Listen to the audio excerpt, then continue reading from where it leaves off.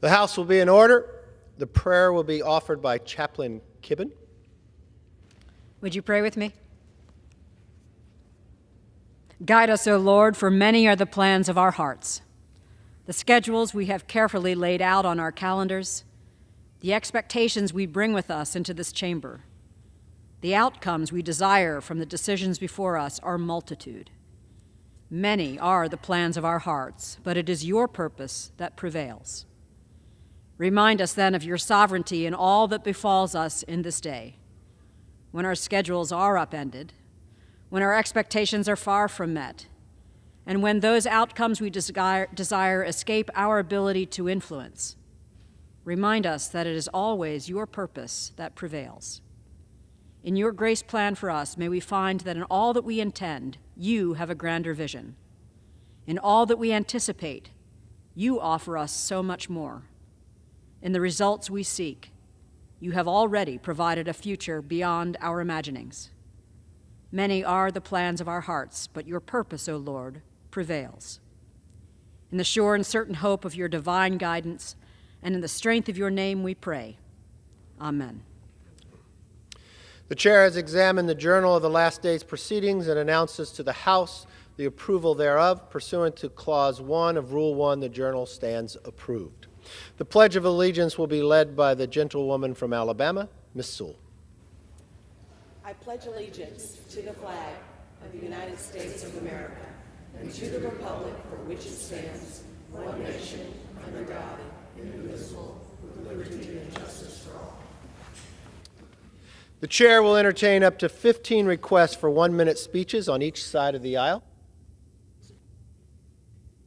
For what purpose does the gentlewoman from Texas seek recognition?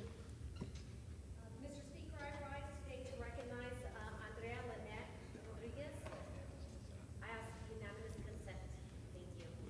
Without objection, the gentlewoman is recognized for 1 minute. Mr. Speaker, today I rise to recognize Andrea Lynette Rodriguez, a third grade student from Sanchez Elementary School in McAllen, Texas. Andrea recently won the first place prize in the NABE's Being Bilingual Essay Competition. In her award-winning essay, Andrea wrote, "Because I speak Spanish, I was able to say goodbye when my abuelito became a star." Andrea, I'm sure your abuelito is very proud of you, as we all are. Like many children in South Texas, Andrea exemplifies a beautiful tradition that is deeply rooted in our nation's history of patriotic Americans. In South Texas, we celebrate both our Hispanic culture and our being patriotic Americans. I encourage all youth to embrace both the English language and a second language. Knowledge is power. Felicidades, Andrea, on your achievement and showcasing the very best of South Texas. For what purpose does the gentlewoman from Alabama rise? To address the House for 1 minute. Without objection, the gentlewoman is recognized for 1 minute.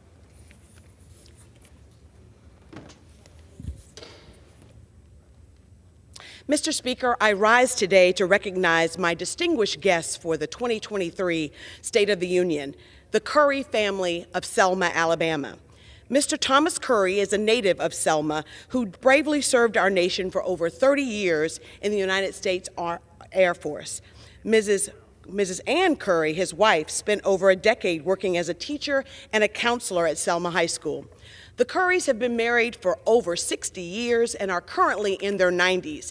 Tragically, as a result of the tornadoes that tore through Alabama on January 12th, the Currys lost their home of over 50 years, displacing them and destroying the place where they raised their 5 children. Luckily, the Currys escaped without injury. God is indeed good. The people of Alabama's 7th Congressional District are indeed resilient, and the Curry family represents the very best of us. Their story is yet another reminder of the need for increased federal assistance for Alabama families impacted by the tornadoes. I was honored to lead a delegation letter to President Biden asking for a 100% federal share given the dire straits of the historic city of Selma, Alabama, and that of Autauga County. I'm asking my colleagues to welcome the Currys to our nation's capital and keep them in your prayers. We are indeed Selma strong. For what purpose does the gentleman from Virginia rise? Address the House for 1 minute, revise and extend my remarks. Without objection, the gentleman is recognized for 1 minute. Thank you, Mr. Speaker. I rise today to celebrate the life and memory of Harvey Hottinger, who passed away recently at the age of 91. Harvey was born in Carrs Creek outside of Lexington in 1932 and grew up on the family farm that formed the roots of not only service to his own, but also a life of service to his community and country. After graduating from Virginia Tech with a focus on engineering, Hottinger joined the Army, specializing in missile systems.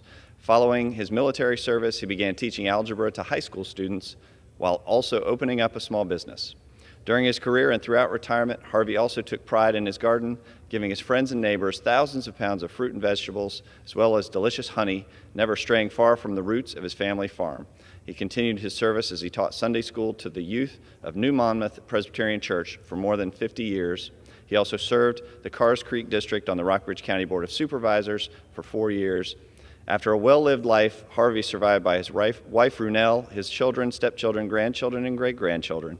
His dedication and commitment to his community represent the best the Valley has to offer, and he will never be forgotten. I yield back. For what purpose does the gentleman from Michigan rise? Mr. Speaker, I seek unanimous consent to speak for 1 minute and extend and revise my remarks. Without objection, the gentleman is recognized for 1 minute. Thank you. Yes, sir. Mr. Speaker, as we celebrate National Black History Month, I pay tribute to a Detroit-born African-American leader, Joe Tate, who became the first African-American man elected as Speaker of the Michigan State House this year. Speaker Joe Tate, the son of a firefighter, played football at Michigan State and later in NFL. He also served in Afghanistan as an officer in the United States Marine Corps. I'm honored to have Speaker Tate as my guest for tonight's State of the Union address. Along with Joe Tate, today I also honor Congresswoman Barbara Rose Collins, the first black woman elected to Congress from Michigan who worked tirelessly to break down barriers. I proudly served with Mr. Tate in the Michigan House and look forward to working with him for a better Michigan. I yield back the balance of my time. For what purpose does the gentleman from Missouri rise? I ask I'm sorry. unanimous consent to revise and extend my remarks. Without objection, the gentleman is recognized for 1 minute. Thank you, Mr. Speaker. Tonight, President Biden will give his address on the state of our union. His version of the facts will sound wonderful, but stand in stark contrast to the true state of the union for many Americans today. Unmentioned in his speech will be the fact that over a third of American households have foregone basic expenses to afford their energy bill, the highest energy costs in 15 years. President Biden will say the state of our union is strong, but the American people know better. That's why Republicans in the House are following our commitment to America, a series of common sense solutions to our most pressing issues. In just a few short weeks, House Republicans have used our new majority position to hold China accountable, defund the Biden IRS Army, protect our strategic petroleum reserve, and bring accountability to overreaching federal government agencies. When it comes to a union that is truly strong, House Republicans stand ready to deliver. I yield back. For what purpose does the gentleman from New York rise? Without objection, the gentleman is recognized for 1 minute.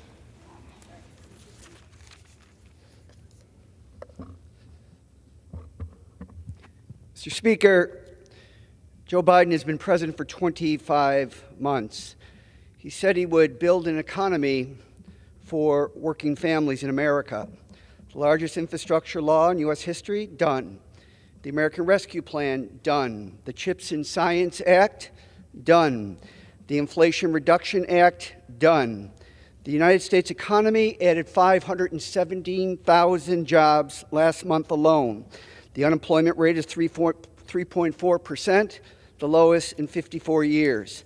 Biden created 11 million jobs. That's 440,000 jobs every single month. According to Bloomberg Business, Biden is now on his way to becoming the greatest job-producing president in U.S. history. 35 million Americans today have health care because of the Affordable Care Act. 92% of all Americans have health care that is better and more affordable. It's no wonder why, Mr. Speaker, that our Republican House colleagues are now threatening to destroy the American economy by defaulting on the very obligations that they voted to create. We are better as a nation, and we are better as a Congress. What purpose does the gentleman from Georgia rise? Speaker, I ask unanimous consent to address the House for 1 minute to revise and extend my remarks. Without objection, the gentleman is recognized for 1 minute. Thank you, Mr. Speaker. I rise in honor to honor an incredible man from the great state of Georgia, Supreme Court Justice Clarence Thomas, a native son of Penn Point near Savannah, was nominated to the Supreme Court by President George H.W. Bush in 1991. At that time, he was just the second black American ever appointed to the Supreme Court, where he is now its longest-serving member. Since taking the bench, Justice Thomas has ruled on some of the most consequential cases in American history. He has safeguarded our rights by defending the principles of natural law that are central to America's founding. Justice Thomas exemplifies the American dream, rising from humble beginnings to a seat on our nation's highest court through hard work and dedication. There would be nothing more fitting than the Georgia State Legislature finishing the job it started last year and putting a statue of Justice Thomas under the gold dome of the state capitol. Justice Thomas' legacy of service and footprint on American jurisprudence is worthy of honor and commemoration. Thank you, Mr. Speaker, and I yield back. For what purpose does the gentleman from Ohio rise?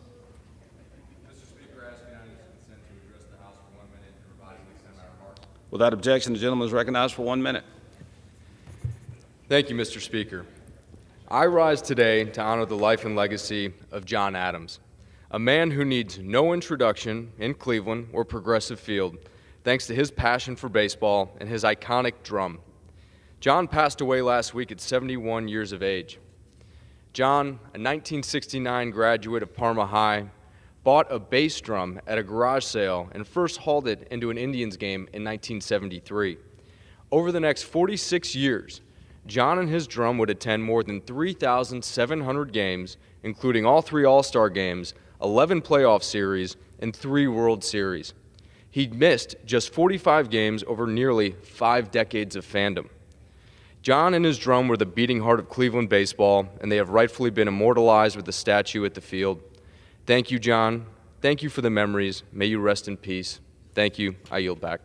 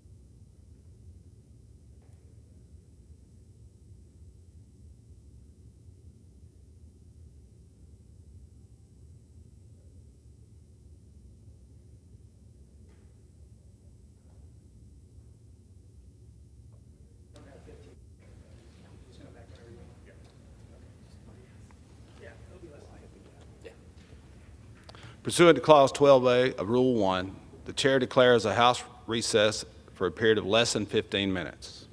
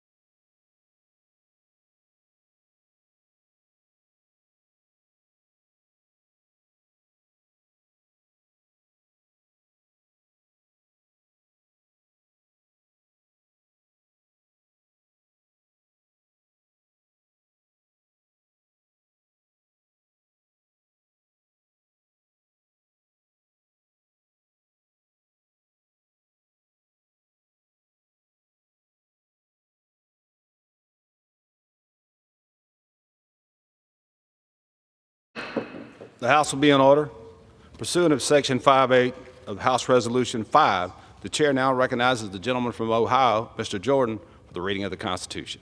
Thank you, Mr. Speaker. Mr. Speaker, this morning we will read the full text of the United States Constitution. The text read today reflects the changes to the Constitution made by the 27 amendments. Those portions superseded by amendment will not be read. I now yield to the gentleman from California, the Speaker of the United States House of Representatives, Mr. McCarthy. I thank the gentleman for yielding.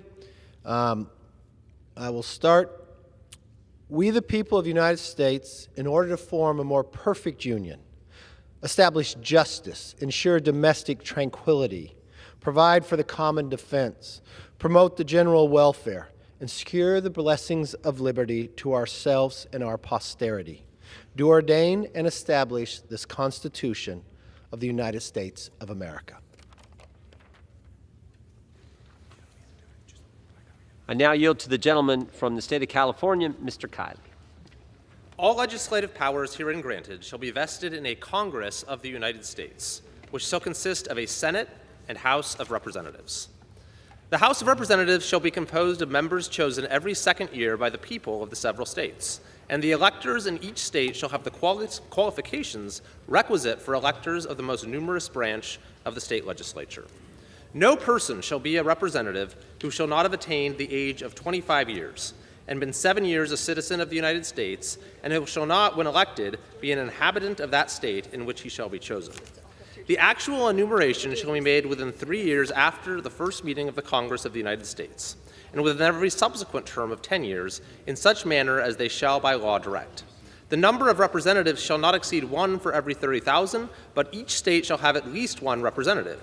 And until such enumeration shall be made, the state of New Hampshire shall be entitled to choose 3, Massachusetts 8, Rhode Island and Providence Plantations 1, Connecticut 5, New York 6, New Jersey 4, Pennsylvania 8, Delaware 1, Maryland 6, Virginia 10, North Carolina 5, South Carolina 5, and Georgia 3.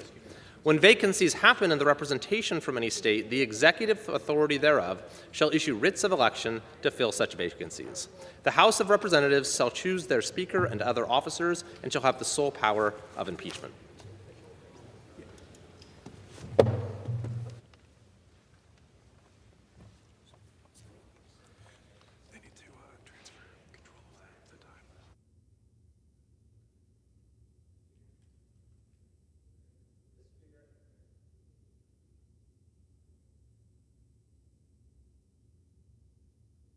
I ask unanimous consent that Mr. Klein control the time.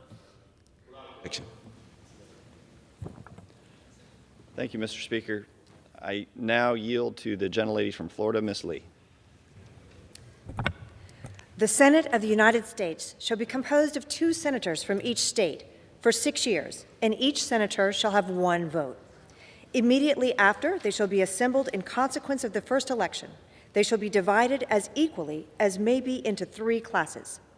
The seats of the senators of the first class shall be vacated at the expiration of the second year, of the second class at the expiration of the 4th year, and of the third class at the expiration of the 6th year, so that 1/3 may be chosen every second year. No person shall be a senator who shall not have attained the age of 30 years and been 9 years a citizen of the United States, and who shall not, when elected, be an inhabitant of that state for which he shall be chosen. The Vice President of the United States shall be President of the Senate, but shall have no vote unless they be equally divided. The Senate shall choose their other officers and also a President pro tempore in the absence of the Vice President or when he shall exercise the office of President of the United States. The Senate shall have the sole power to try all impeachments. When sitting for that purpose, they shall be on oath or affirmation. When the President of the United States is tried, the Chief Justice shall preside, and no person shall be convicted without the concurrence of 2/3 of the members present. Judgment in cases of impeachment shall not extend further than to removal from office and disqualification to hold and enjoy any office of honor, trust, or profit under the United States. But the party convicted shall nevertheless be liable and subject to indictment, trial, judgment, and punishment according to law. The times, places, and manner of holding elections for senators and representatives shall each be prescribed in each state by the legislature thereof, but the Congress may at any time by law make or alter such regulations, except as to the places of choosing senators. Each House shall be the judge of elections, returns, and qualifications of its own members, and a majority of each shall constitute a quorum to do business. But a smaller number may adjourn from day to day, and may be authorized to compel the attendance of absent members in such manner and under such penalties as each House may provide. Each House may determine the rules of its proceedings, punish its members for disorderly behavior, and with the concurrence of 2/3, expel a member. Each House shall keep a journal of its proceedings, and from time to time publish the same, excepting such parts as may be, in their judgment, require secrecy, and the yeas and nays of the members of each House on any question shall, at the desire of 1/5 of those present, be entered on the journal. Neither House, during the session of Congress, shall, without the consent of the other, adjourn for more than 3 days, nor to any other place than that in which the two Houses shall be sitting. The senators and representatives shall receive compensation for their services to be ascertained by law and paid out of the Treasury of the United States. They shall, in all cases except treason, felony, and breach of the peace, be privileged from arrest during their attendance at the session of their respective houses, and in going to and returning from the same. And for any speech or debate in either house, they shall not be questioned in any other place. No senator or representative shall, during the time for which he was elected, be appointed to any civil office under the authority of the United States, which shall have been created, or the emoluments whereof shall have been increased during such time. And no person holding any office under the United States shall be a member of either house during his continuance in office. I now yield to the gentleman from Texas, Mr. Moran.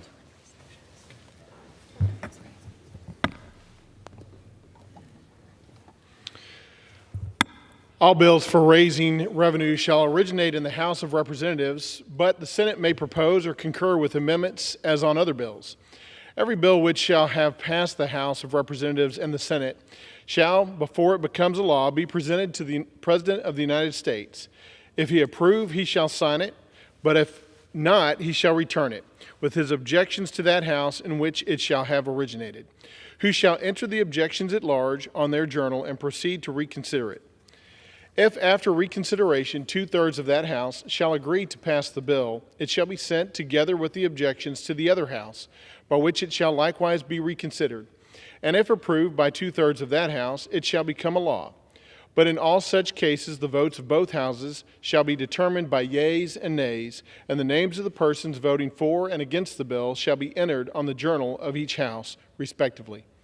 If any bill shall not be returned by the President within 10 days, Sundays excepted, after it shall have been presented to him, the same shall be made law, in like manner as if he had signed it, unless the Congress by their adjournment prevent its return, in which case it shall not be a law. Every order, resolution, or vote to which the concurrence of the Senate and the House of Representatives may be necessary, except on a question of adjournment, shall be presented to the President of the United States, and before the same shall take effect, shall be approved by him, or being disapproved by him, shall be repassed by 2/3 of the Senate and the House of Representatives, according to the rules and limitations prescribed in the case of a bill. Section 8. The Congress shall have power to lay and collect taxes, duties, imposts, and excises, to pay the debts and provide for the common defense and general welfare of the United States. But all duties, imposts, and excises shall be uniform throughout the United States, to borrow money on the credit of the United States, to regulate commerce with foreign nations and among the several states and with Indian tribes, to establish an uniform rule of naturalization and uniform laws on the subject of bankruptcies throughout the United States, to coin money, regulate the value thereof and of foreign coin, and fix the standard of weights and measures, to provide for the punishment of counterfeiting the securities and the current coin of the United States, to establish post office and post roads, to promote the progress of science and useful arts by securing for limited times to authors and inventors the exclusive right to their respective writings and discoveries, to constitute tribunals inferior to the Supreme Court, to define and punish piracies and felonies committed on the high seas and offenses against the laws of nations, to declare war, grant letters of marque and reprisal, and make rules concerning captures on land and water, to raise and support armies, but no appropriation of money to that use shall be for a longer term than 2 years, to provide and maintain a navy, to make rules for the government and regulation of the land and naval forces, to provide for calling forth the militia to execute the laws of the Union, suppress insurrections, and repel invasions, to provide for organizing, arming, and disciplining the militia and for governing such part of them as may be employed in the service of the United States, reserving to the states respectively the appointment of the officers and the authority of training the militia according to the discipline prescribed by Congress, to exercise exclusive legislation in all cases whatsoever over such district not exceeding 10 miles square as may by cession of particular states and the acceptance of Congress become the seat of government of the United States, and to exercise like authority over all places purchased by the consent of the legislature of the state in which the same shall be, for the erection of forts, magazines, arsenals, dockyards, and other needful buildings, and to make all laws which shall be necessary and proper for carrying into execution the foregoing powers and all other powers vested by this Constitution in the government of the United States or in any department of the officer thereof. Now yield to the gentleman from Louisiana, Mr. Johnson, the chair of the Constitution Subcommittee. Thank you, my friends. Section 9. The migration or importation of such persons as any of the states now existing shall think proper to admit shall not be prohibited by the Congress prior to the year 1808, but a tax or duty may be imposed on such importation not exceeding $10 for each person. The privilege of writ of habeas corpus shall not be suspended unless when in cases of rebellion or invasion the public safety may require it. No bill of attainder or ex post facto law shall be passed. No capitation or other direct tax shall be laid unless in proportion to the census or enumeration herein before directed to be taken. No tax or duty shall be laid on articles exported from any state. No preference shall be given by any regulation of commerce or revenue to the ports of one state over those of another, nor shall vessels bound to or from one state be obliged to enter, clear, or pay duties in another. No money shall be drawn from the Treasury but in consequence of appropriations made by law. And a regular statement and account of the receipts and expenditures of all public money shall be published from time to time. No title of nobility shall be granted by the United States, and no person holding any office of profit or trust under them shall, without the consent of Congress, accept of any present, emolument, office, or title of any kind whatever from any king, prince, or foreign state. Section 10. No state shall enter into any treaty, alliance, or confederation, grant letters of marque or reprisal, coin money, emit bills of credit, make anything but gold and silver coin a tender in payment of debts, pass any bill of attainder, ex post facto law, or law impairing the obligation of contracts, or grant any title of nobility. No state shall, without the consent of Congress, lay any impost or duties on imports or exports, except what may be absolutely necessary for executing its inspection laws.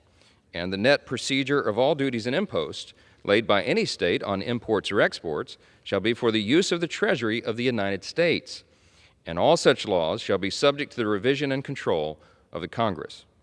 No state shall, without the consent of Congress, lay any duty on tonnage, keep troops or ships of war in time of peace, enter into any agreement or compact with another state or with a foreign power, or engage in war unless actually invaded or in such imminent danger as will not admit of delay. Article 2, Section 1. The executive power shall be vested in a President of the United States of America. He shall hold his office during the term of 4 years, and together with the Vice President chosen for the same term, be elected as follows.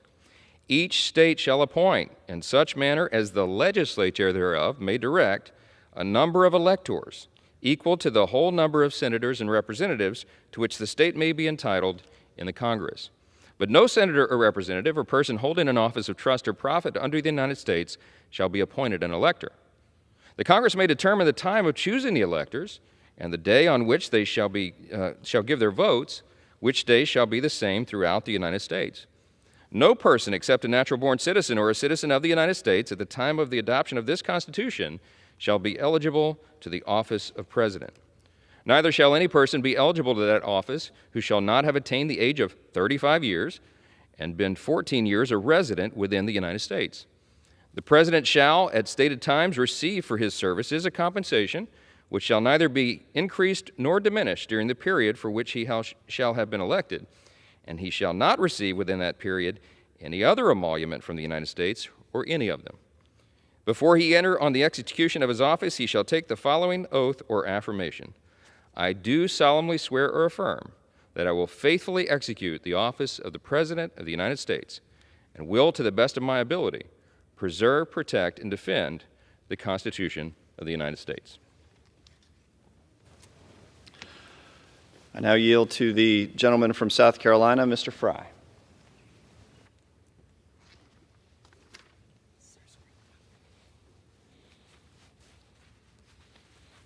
Section 2.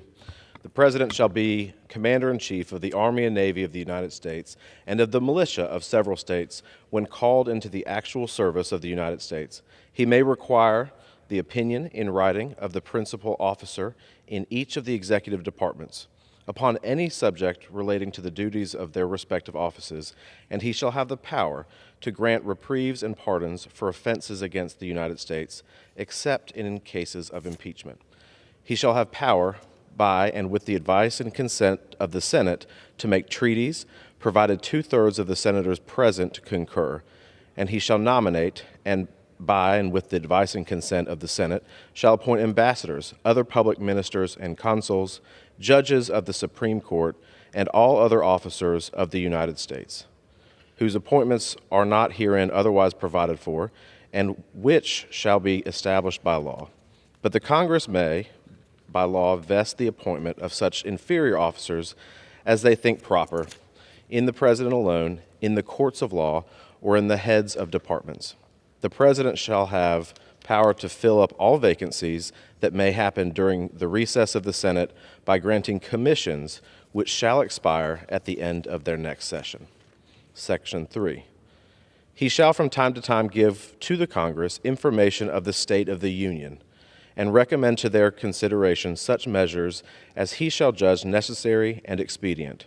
He may, on extraordinary occasions, convene both houses or either of them in case of disagreement between them with respect to the time of adjournment. He may adjourn them up to such time as he shall think proper. He shall receive ambassadors and other public ministers. He shall take care that the laws be faithfully executed and shall commission all officers of the United States. Section 4. The President, Vice President, and all civil officers of the United States shall be removed from office on impeachment for and conviction of treason, bribery, or other high crimes and misdemeanors. Article 3, Section 1. The judicial power of the United States shall be vested in one Supreme Court and in such inferior courts as the Congress may from time to time ordain and establish. The judges, both of the Supreme and inferior courts, shall hold their offices during good behavior and shall at stated times receive for their services a compensation which shall not be diminished during their continuance in office. The judicial power, Section 2, the judicial power shall extend to all cases in law and equity arising under this Constitution, the laws of the United States, and treaties made, or which shall be made under their authority.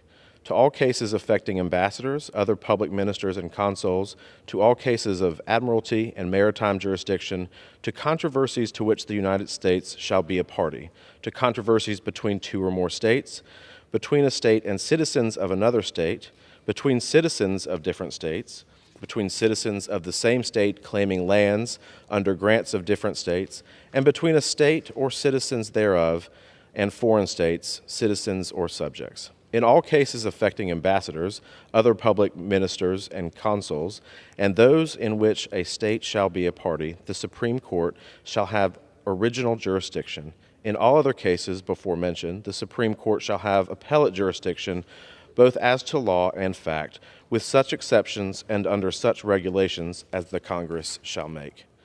The trial of all crimes, except in cases of impeachment, shall be by jury, and in such trial shall be held in the state where the said crime shall have been committed.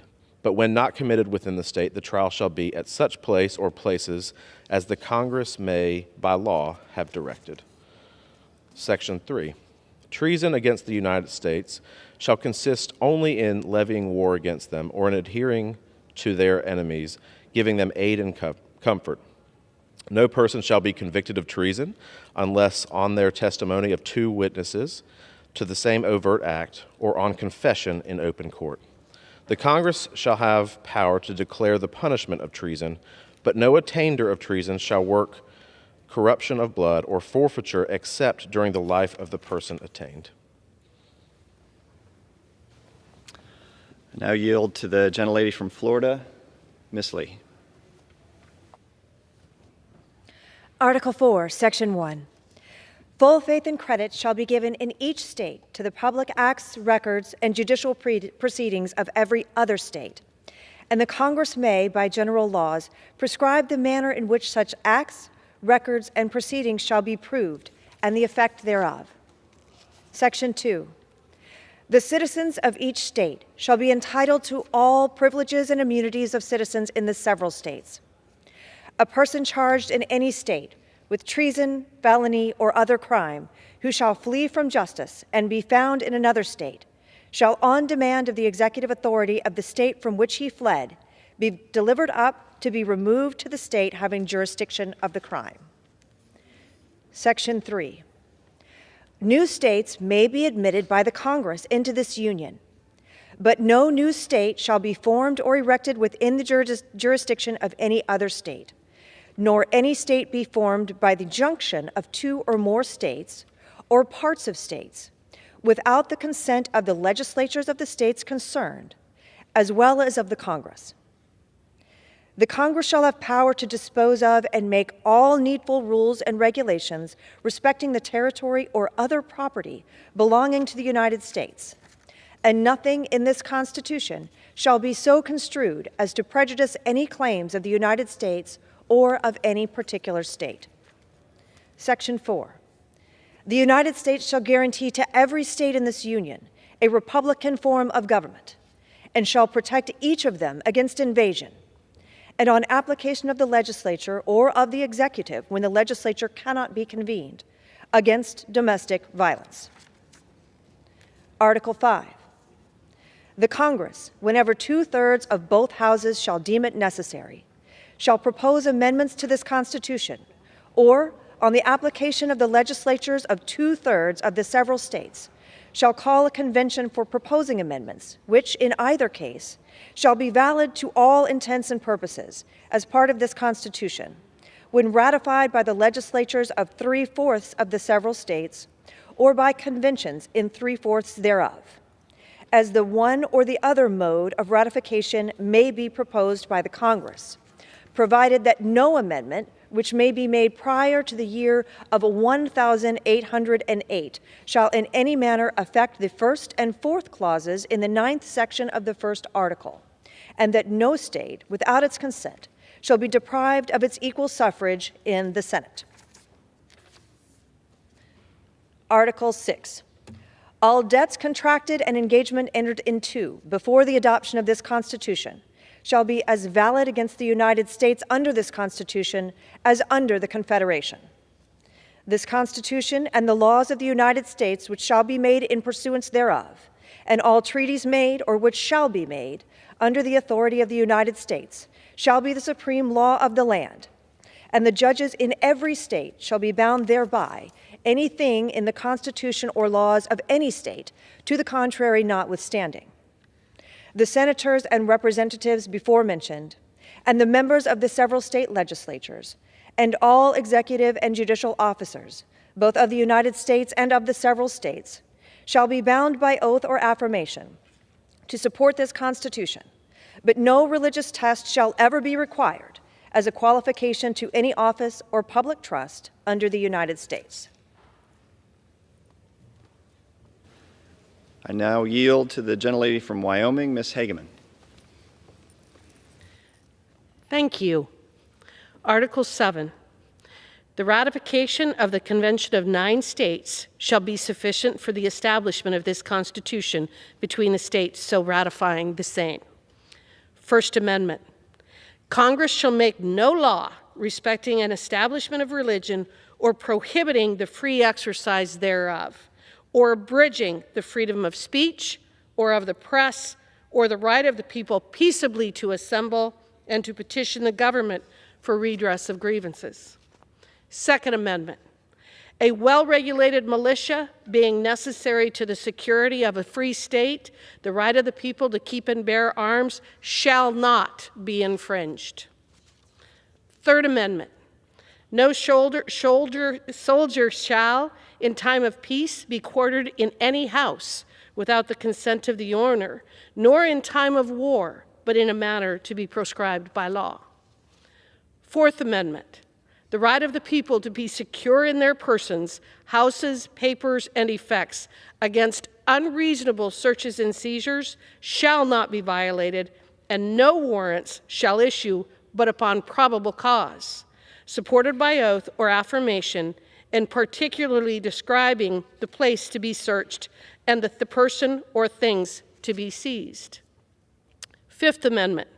No person shall be held to answer for a capital or otherwise infamous crime unless on a presentment or indictment of a grand jury, except in cases arising in the land or naval forces or in the militia, when in actual service in time of war or public danger.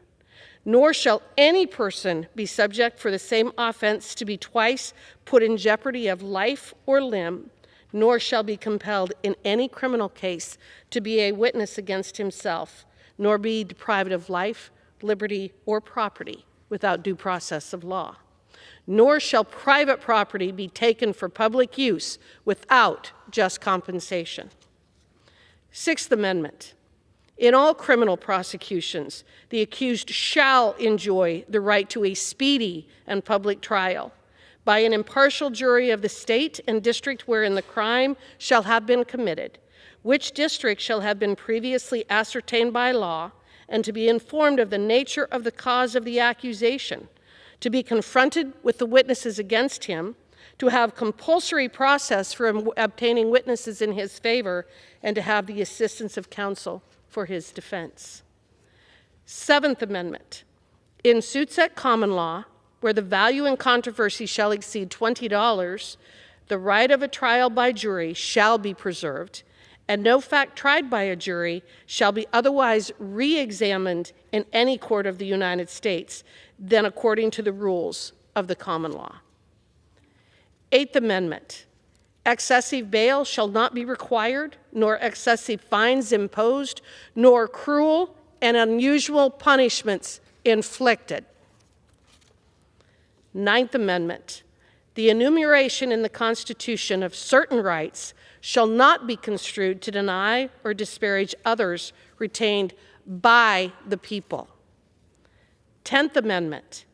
The powers not delegated to the United States by the Constitution nor prohibited by it to the states are reserved to the states respectively or to the people.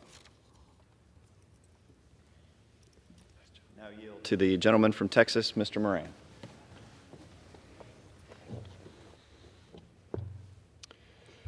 The 11th Amendment. The judicial power of the United States shall not be construed to extend to any suit in law or equity, commenced or prosecuted against one of the United States by citizens of another state or by citizens or subjects of any foreign state. 12th Amendment. The electors shall meet in their respective states and vote by ballot for president and vice president, one of whom, at least, shall not be an inhabitant of the same state with themselves. They shall name in their ballots the person voted for as president, and in distinct ballots the person voted for as vice president, and they shall make distinct lists of all persons voted for as president and of all persons voted for as vice president, and of the number of votes for each, which lists they shall sign and certify and transmit sealed to the seat of the government of the United States, directed to the President of the Senate. The President of the Senate shall, in the presence of the Senate and House of Representatives, open all the certificates and votes, and the votes shall then be counted. The person having the greatest number of votes for president shall be the president, if such number be a majority of the whole number of electors appointed. And if no person have such majority, then from the persons having the highest numbers, not exceeding 3 on the list of those voted for as president, the House of Representatives shall choose immediately by ballot the president. But in choosing the president, the votes shall be taken by states, the representation from each state having 1 vote. A quorum for this purpose shall consist of a member or members from 2/3 of the states, and a majority of all the states shall be necessary to a choice. The person having the greatest number of votes as vice president shall be the vice president, if such number be a majority of the whole number of electors appointed. And if no person have a majority, then from the 2 highest numbers on the list, the Senate shall choose the vice president. A quorum for the purpose shall consist of 2/3 of the whole number of senators, and a majority of the whole number shall be necessary to a choice. But no person constitutionally ineligible to the office of president shall be eligible to that of vice president of the United States. 13th Amendment, Section 1. Neither slavery nor involuntary servitude, except as punishment for crime whereof the party shall have been duly convicted, shall exist within the United States or any place subject to their jurisdiction. Section 2. Congress shall have power to enforce this article by appropriate legislation. 14th Amendment, Section 1. All persons born or naturalized in the United States and subject to the jurisdiction thereof are citizens of the United States and of the state wherein they reside. No state shall make or enforce any law which shall abridge the privileges or immunities of citizens of the United States, nor shall any state deprive any person of life, liberty, or property without due process of law, nor deny to any person within the jurisdiction the equal protection of the laws. Section 2. Representatives shall be apportioned among the several states according to their respective numbers, counting the whole number of persons in each state, excluding Indians not taxed.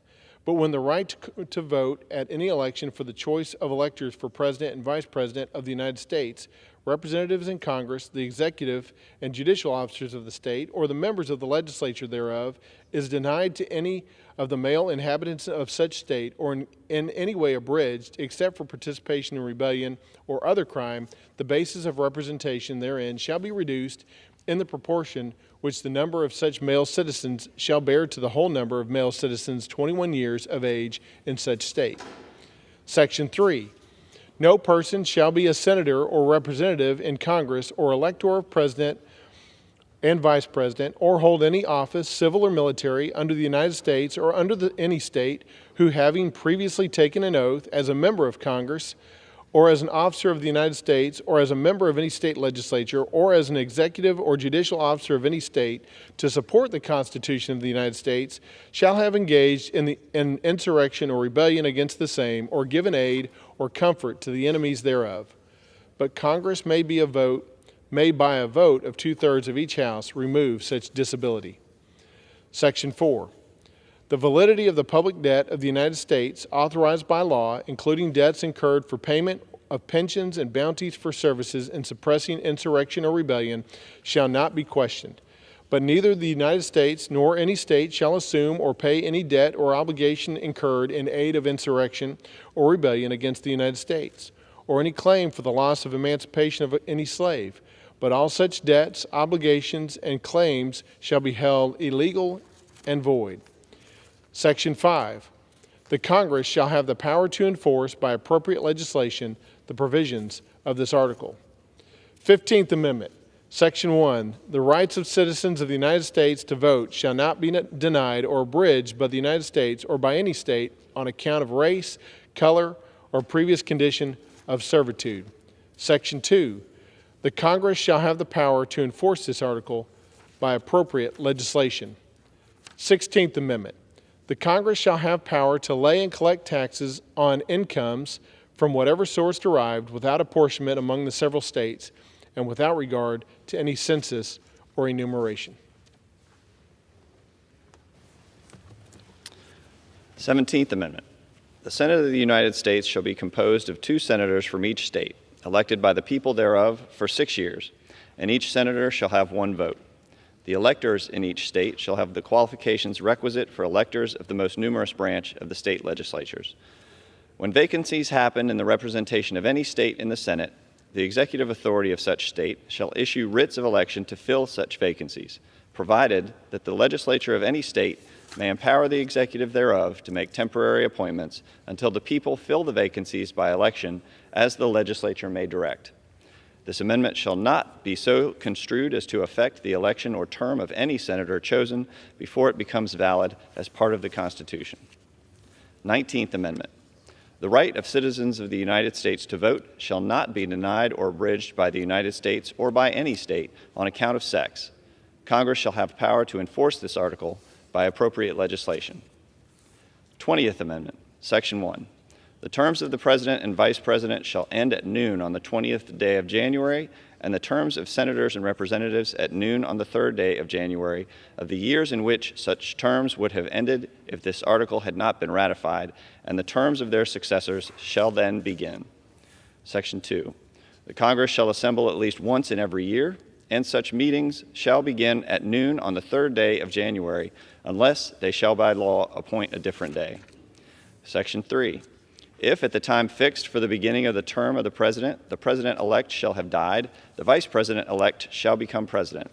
If a President shall have not been chosen before the time fixed for the beginning of his term, or if the President-elect shall have failed to qualify, then the Vice President-elect shall act as President until a President shall have qualified, and the Congress may by law provide for the case wherein neither a President-elect nor a Vice President-elect shall have qualified, declaring who shall then act as President, or the manner in which one who is to act shall be selected, and such person shall act accordingly until a President or Vice President shall have qualified. Section 4. The Congress may by law provide for the case of the death of any of the persons from whom the House of Representatives may choose a President whenever the right of choice shall have devolved upon them, and for the case of the death of any of the persons from whom the Senate may choose a Vice President whenever the right of choice shall have devolved upon them. Section 5. Sections 1 and 2 shall take effect on the 15th day of October following the ratification of this article. Section 6. This article shall be inoperative unless it shall have been ratified as an amendment to the Constitution by the legislatures of 3/4 of the several states within 7 years from the date of its submission. 21st Amendment, Section 1. The 18th article of amendment to the Constitution of the United States is hereby repealed. Section 2. The transportation or importation into any state, territory, or possession of the United States for delivery or use therein of intoxicating liquors in violation of the laws thereof is hereby prohibited. Section 3. This article shall be inoperative unless it shall have been ratified as an amendment to the Constitution by conventions in the several states as provided in the Constitution within 7 years from the date of the submission hereof to the states by the Congress. 22nd Amendment. Section 1. No person shall be elected to the office of the President more than twice, and no person who has held the office of President or acted as President for more than 2 years of a term to which some other person was elected President shall be elected to the office of the President more than once. But this article shall not apply to any person holding the office of President when this article was proposed by the Congress, and shall not prevent any person who may be holding the office of President or acting as President during the term within which this article becomes operative from holding the office of President or acting as President during the remainder of such term. Section 2. This article shall be inoperative unless it shall have been ratified as an amendment to the Constitution by the legislatures of 3/4 of the several states within 7 years from the date of its submission to the states by the Congress. 23rd Amendment, Section 1. The district constituting the seat of government of the United States shall appoint in such manner as the Congress may direct a number of electors of President and Vice President equal to the whole number of senators and representatives in Congress to which the district would be entitled if it were a state, but in no event more than the least populous state. They shall be in addition to those appointed by the states, but they shall be considered for the purposes of the election of President and Vice President to be electors appointed by a state, and they shall meet in the district and perform such duties as provided by the 12th Article of Amendment. Section 2. The Congress shall have power to enforce this article by appropriate legislation. 24th Amendment, Section 1. The right of citizens of the United States to vote in any primary or other election for president or vice president, for electors for president or vice president, or for senator or representative in Congress shall not be denied or abridged by the United States or any state by reason of failure to pay any poll tax or other tax. Section 2. The Congress shall have power to enforce this article by appropriate legislation. 25th Amendment, Section 1. In case of the removal of the President from office or of his death or resignation, the Vice President shall become President. Section 2. Whenever there is a vacancy in the office of the Vice President, the President shall nominate a Vice President who shall take office upon confirmation by a majority vote of both houses of Congress. Section 3. Whenever the President transmits to the President pro tempore of the Senate and the Speaker of the House of Representatives his written declaration that he is unable to discharge the powers and duties of his office, and until he transmits to them a written declaration to the contrary, such powers and duties shall be discharged by the Vice President as acting President. Section 4.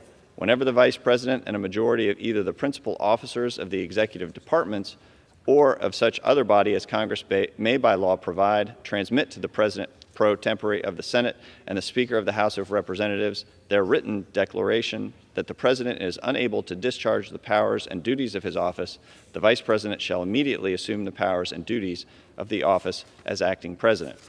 Thereafter, when the President transmits to the President pro tempore of the Senate and the Speaker of the House of Representatives his written declaration that no inability exists, he shall resume the powers and duties of his office unless the Vice President and a majority of either the principal officers of the executive department or of such other body as Congress may by law provide transmit within 4 days to the President pro tempore of the Senate and the Speaker of the House of Representatives their written declaration that the President is unable to discharge the powers and duties of his office. Thereupon, Congress shall decide the issue, assembling within 48 hours for that purpose, if not in session. If the Congress, within 21 days after receipt of the latter written declaration, or if Congress is not in session, within 21 days after Congress is required to assemble, determines by 2/3 vote of both houses that the President is unable to discharge the power and duties of his office, the Vice President shall continue to discharge the same as acting President. Otherwise, the President shall resume the powers and duties of his office. I now yield to the Majority Leader, the gentleman from Louisiana, Mr. Scalise. Thank you, Mr. Speaker. The 26th Amendment, Section 1. The right of citizens of the United States who are 18 years of age or older to vote shall not be denied or abridged by the United States or by any state on account of age. Section 2. The Congress shall have the power to enforce this article by appropriate legislation. I yield back. 27th Amendment. No law varying the compensation for the services of the senators and representatives shall take effect until an election of representatives shall have intervened. Mr. Speaker, that concludes the reading of the Constitution. I ask unanimous consent that I may be allowed to revise and extend my remarks and insert omitted material in the record during the reading of the Constitution. I yield back. Without objection. Pursuant to Clause 12A of Rule 1, the Chair declares the House in recess subject to the call of the Chair.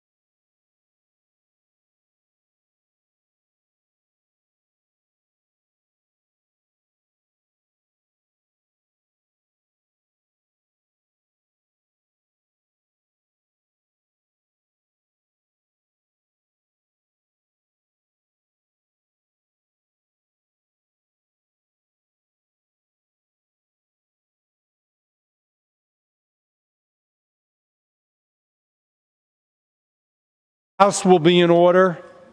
For what purpose does the gentleman from New York seek recognition? Mr. Speaker, at the direction of the Committee on Rules, I call up House Resolution 97 and ask for its immediate consideration. The clerk will report the resolution. House Calendar Number 3, House Resolution 97. Resolved that any time after adoption of this resolution, the Speaker may, pursuant to Clause 2B of Rule 18, declare the House resolved into the Committee of the Whole House on the State of the Union for consideration of the bill H.R. 185 to terminate the requirement imposed by the Director of the Centers for Disease Control and Prevention for proof of COVID-19 vaccination for foreign travelers and for other purposes. The first reading of the bill shall be dispensed with. All points of order against consideration of the bill are waived. General debate shall be confined to the bill and shall not exceed 1 hour, equally divided and controlled by the chair and ranking minority member of the Committee on Energy and Commerce or their respective designees. After general debate, the bill shall be considered for amendment under the 5-minute rule. The bill shall be considered as read. All points of order against provisions in the bill are waived. No amendment to the bill shall be in order except those printed in the report of the Committee on Rules accompanying this resolution. Each such amendment may be offered only in the order printed in the report, may be offered only by a member designated in the report, shall be considered as read, shall be debatable for the time specified in the report, equally divided and controlled by the proponent and an opponent, shall not be subject to amendment, and shall not be subject to a demand for division of the question in the House or in the Committee of the Whole. All points of order against such amendments are waived. At the conclusion of consideration of the bill for amendment, the committee shall rise and report the bill to the House with such amendments as may have been adopted. The previous question shall be considered as ordered on the bill and the amendments thereto to final passage without intervening motion except one motion to recommit. Section 2. Upon adoption of this resolution, it shall be in order to consider in the House the joint resolution H.J. Res. 24. Disapproving the action of the District of Columbia Council and approving the Local Resident Voting Rights Amendment Act of 2022. All points of order against consideration of the joint resolution are waived. The joint resolution shall be considered as read. All points of order against provisions in the joint resolution are waived. The joint resolution shall be debatable for 1 hour, equally divided and controlled by the chair and ranking minority member of the Committee on Oversight and Accountability or their respective designees. The previous question shall be ordered on the joint resolution to final passage without intervening motion except one motion to recommit if otherwise in order. Section 3. Upon adoption of this resolution, it shall be in order to consider in the House the joint resolution H.J. Res. 26, disapproving the action of the District of Columbia Council and approving the revised Criminal Code Act of 2022. All points of order against consideration of the joint resolution are waived. The joint resolution shall be considered as read. All points of order against provisions in the joint resolution are waived. The joint resolution shall be debatable for 1 hour, equally divided and controlled by the chair and ranking minority member of the Committee on Oversight and Accountability, or their respective designees. The previous question shall be considered as ordered on the joint resolution to final passage without intervening motion except one motion to recommit if otherwise in order. The gentleman is recognized for 1 hour. For the purpose of debate only, I yield the customary 30 minutes to the distinguished gentlewoman from Pennsylvania, Representative Scanlon, pending which I yield myself such time as I may consume. During consideration of this resolution, all time yielded is for the purpose of debate only. Mr. Speaker, I ask unanimous consent that all members have 5 legislative days to revise and extend their remarks. Without objection. House Resolution 97 provides for consideration of 3 measures, H.R. 185, H.J. Res. 24, and H.J. Res. 26. The rule provides for H.R. 185 to be considered under a structured rule with 1 hour of debate, equally divided and controlled by the chair and ranking minority members of the Energy and on Commerce Committee or its designees, and provides for 1 motion to recommit. Oh, and Mr. Speaker, I should point out that in only our 2nd week after organizing, this Republican majority has already tied House Democrats in the number of times a structured rule makes in order more minority amendments than majority amendments. In the 117th Congress, House Democrats only reported 1 structured rule making in order more Republican amendments than Democratic amendments. Clearly, House Republicans are delivering a more open and transparent legislative process for the American people. The rule further provides for consideration of 2 measures, HJ Res 24 and HJ Res 26 under closed rules with 1 hour of debate each, equally divided and controlled by the chair and the ranking minority member of the Committee on Oversight and Accountability or their designees. Mr. Speaker, I rise in support of this rule and in support of the underlying legislation. H.R. 185 would finally end the Centers for Disease Control and Prevention's proof of COVID-19 vaccination requirement for foreign travelers entering the United States. This legislation should receive broad bipartisan support. After all, it was President Biden in September 2022 who acknowledged that the pandemic was over. His own quote, "Life is returned to normal across the country." Yet despite the world moving on from the pandemic, this administration persists in retaining an unnecessary vaccination requirement for those visiting the United States. Maintaining this mandate has led to great hardship for many Americans, including those in my own district in Western New York. People have been separated from their family, their friends, and loved ones for years. And it is time that we acknowledge that these vaccine mandates do not definitively stop the spread of COVID. It is time for Congress to act where this administration refuses and finally end this mandate. Additionally, the rule provides before us consideration of HJ Res 24, a resolution disapproving of the District of Columbia's Local Resident Voting Rights Amendment Act of 2022, a law which would allow non-citizens of the U.S. to vote in D.C.'s local elections. Citizenship is at the core of our society. It represents an acceptance of duties and privileges, including the right to vote. The oath of allegiance for newly naturalized individuals includes the following, quote, "I absolutely and entirely renounce and abjure all allegiance and fidelity to any foreign prince, potentate, state, or sovereignty." These aren't just words.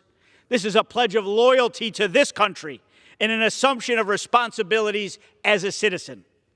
With the enacting of the Local Resident Voting Rights Amendment Act, the District of Columbia has violated the core idea of what it means to be a citizen of this great country. America is not a geographic expression where the concept of citizenship and sovereignty is meaningless or relative. We are a sovereign nation and a sovereign people. It is Congress's right and responsibility to step in and right a wrong that threatens one of the pillars of our democracy, the right of citizens to vote.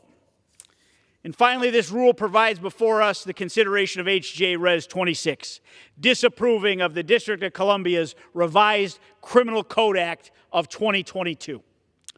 In the past few years, murders, rapes, carjackings, robberies, and theft, they've skyrocketed here in our nation's capital. The District of Columbia's law enforcement remains understaffed and overwhelmed by the soaring rates of violent crime.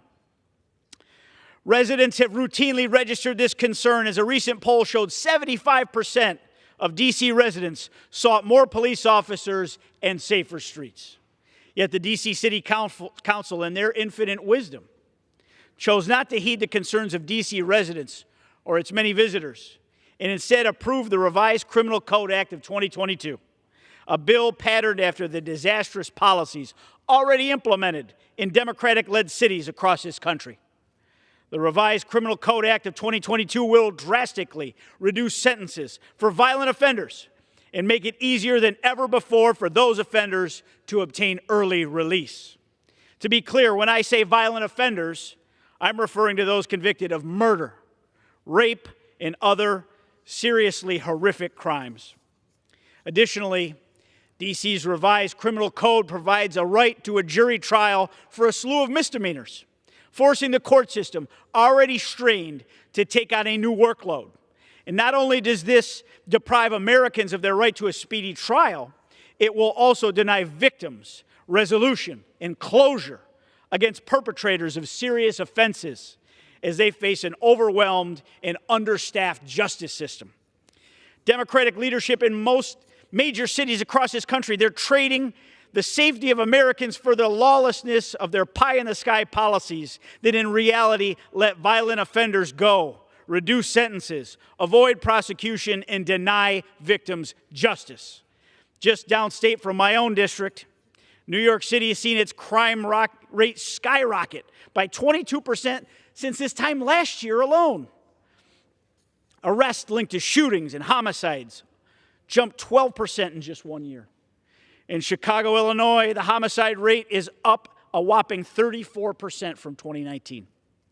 In San Francisco, businesses, from mom and pop shops to national retail chains, they've closed their doors. They've laid off workers because they can't afford to stay open in a city whose leadership refuses to prosecute basic offenses like theft and shoplifting. And now, not to be undone, the District of Columbia has chosen to import these dangerous and disastrous policies. Now, just last week, only a mile or so away from this Capitol, a gunman went on a rampage at the Potomac Avenue Metro station. A Metro employee, 64-year-old Robert Cunningham, he was killed, and 3 people were injured. This tragic event is just one more in a wave of violent crime that has swept across the District of Columbia in recent years. Yet the D.C. City Council seems unperturbed as it steamrolls ahead with a policy that will only make the district, its residents, and the many visitors to this city less safe, our nation's capital. Residents of D.C. have the same rights as other Americans to be secure in their homes and to be protected against crimes committed against their lives and their families and their property. Putting violent offenders back on the streets and reducing sentences for violent crimes will only endanger the lives of D.C. residents. It is our duty as members of Congress, as laid out in the D.C. Home Rule Act, to disapprove of a policy like this that threatens the safety of this city's residents. I urge my colleagues to support this rule, and I reserve the balance of my time. The gentleman reserves. The gentlewoman is recognized. Mr. Speaker, I thank the gentleman from New York, Mr. Langworthy, for yielding the customary 30 minutes, and I ask unanimous consent to revise and extend my remarks and yield myself such time as I may consume. Without objection. Mr. Speaker, here we are, 6 weeks into a new Congress, and the Republican majority has yet to bring substantive, serious legislation to the floor that does anything to address the serious issues confronting our great nation. Instead, we've seen Republican leadership buckle under, time and again, to the demands of a right-wing minority that seems more interested in stoking controversy and conspiracy theories than crafting actual legislation or governing. Instead of delivering for the American people, we've seen precious time and taxpayer dollars wasted in power struggles and political stunts rather than doing the people's business. True to that pattern, today's rule provides for the consideration of 3 deeply problematic measures that further the objectives of that extremist minority, measures that stoke division, that undermine government institutions, and that threaten fundamental American freedoms when they don't align with the radical right's ideology. By caving to these fringe forces, Republican leadership is squandering precious time and taxpayer dollars that would be better spent working together on the issues most Americans want us to address: lowering prices, addressing housing, healthcare, and education needs, making our communities safer, and protecting our planet. The first 2 resolutions under consideration today would nullify legislation recently passed by the democratically elected D.C. Council, and in the process would undermine the fundamental right of citizens of Washington, D.C. to political self-determination. H.J. Res. 24 would overrule the Local Resident Voting Rights Act, which was recently passed by the D.C. Council. With this measure, the citizens of D.C. decided to join other municipalities around the country in allowing non-citizen residents to vote in local D.C. elections. H.J. Res. 26 would nullify the Revised Criminal Code Act, the RCCA, which reformed D.C.'s criminal code. That code has not been comprehensively revised since it was first enacted in 1901. The American people expect their members of Congress to prioritize their most pressing kitchen table issues, but instead of focusing on lowering costs or creating better paying jobs, we're here today to interfere with legislation duly enacted by the citizens of D.C. and their government. Not only is that not what our constituents sent us to do, it's distinctly anti-democratic to substitute our policy judgment for the local policy judgment of DC's elected officials.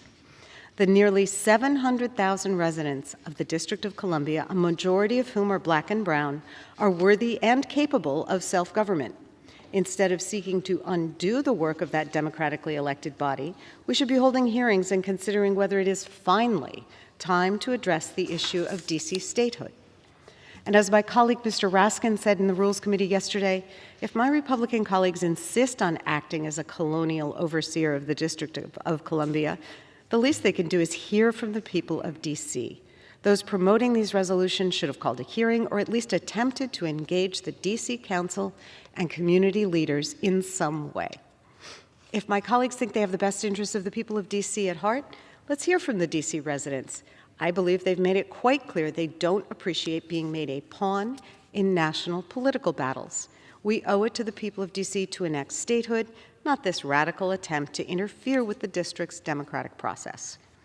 The subject of these disapproval resolutions, the Revised Criminal Code Act and Local Residents Voting Rights Amendment Act, should be irrelevant.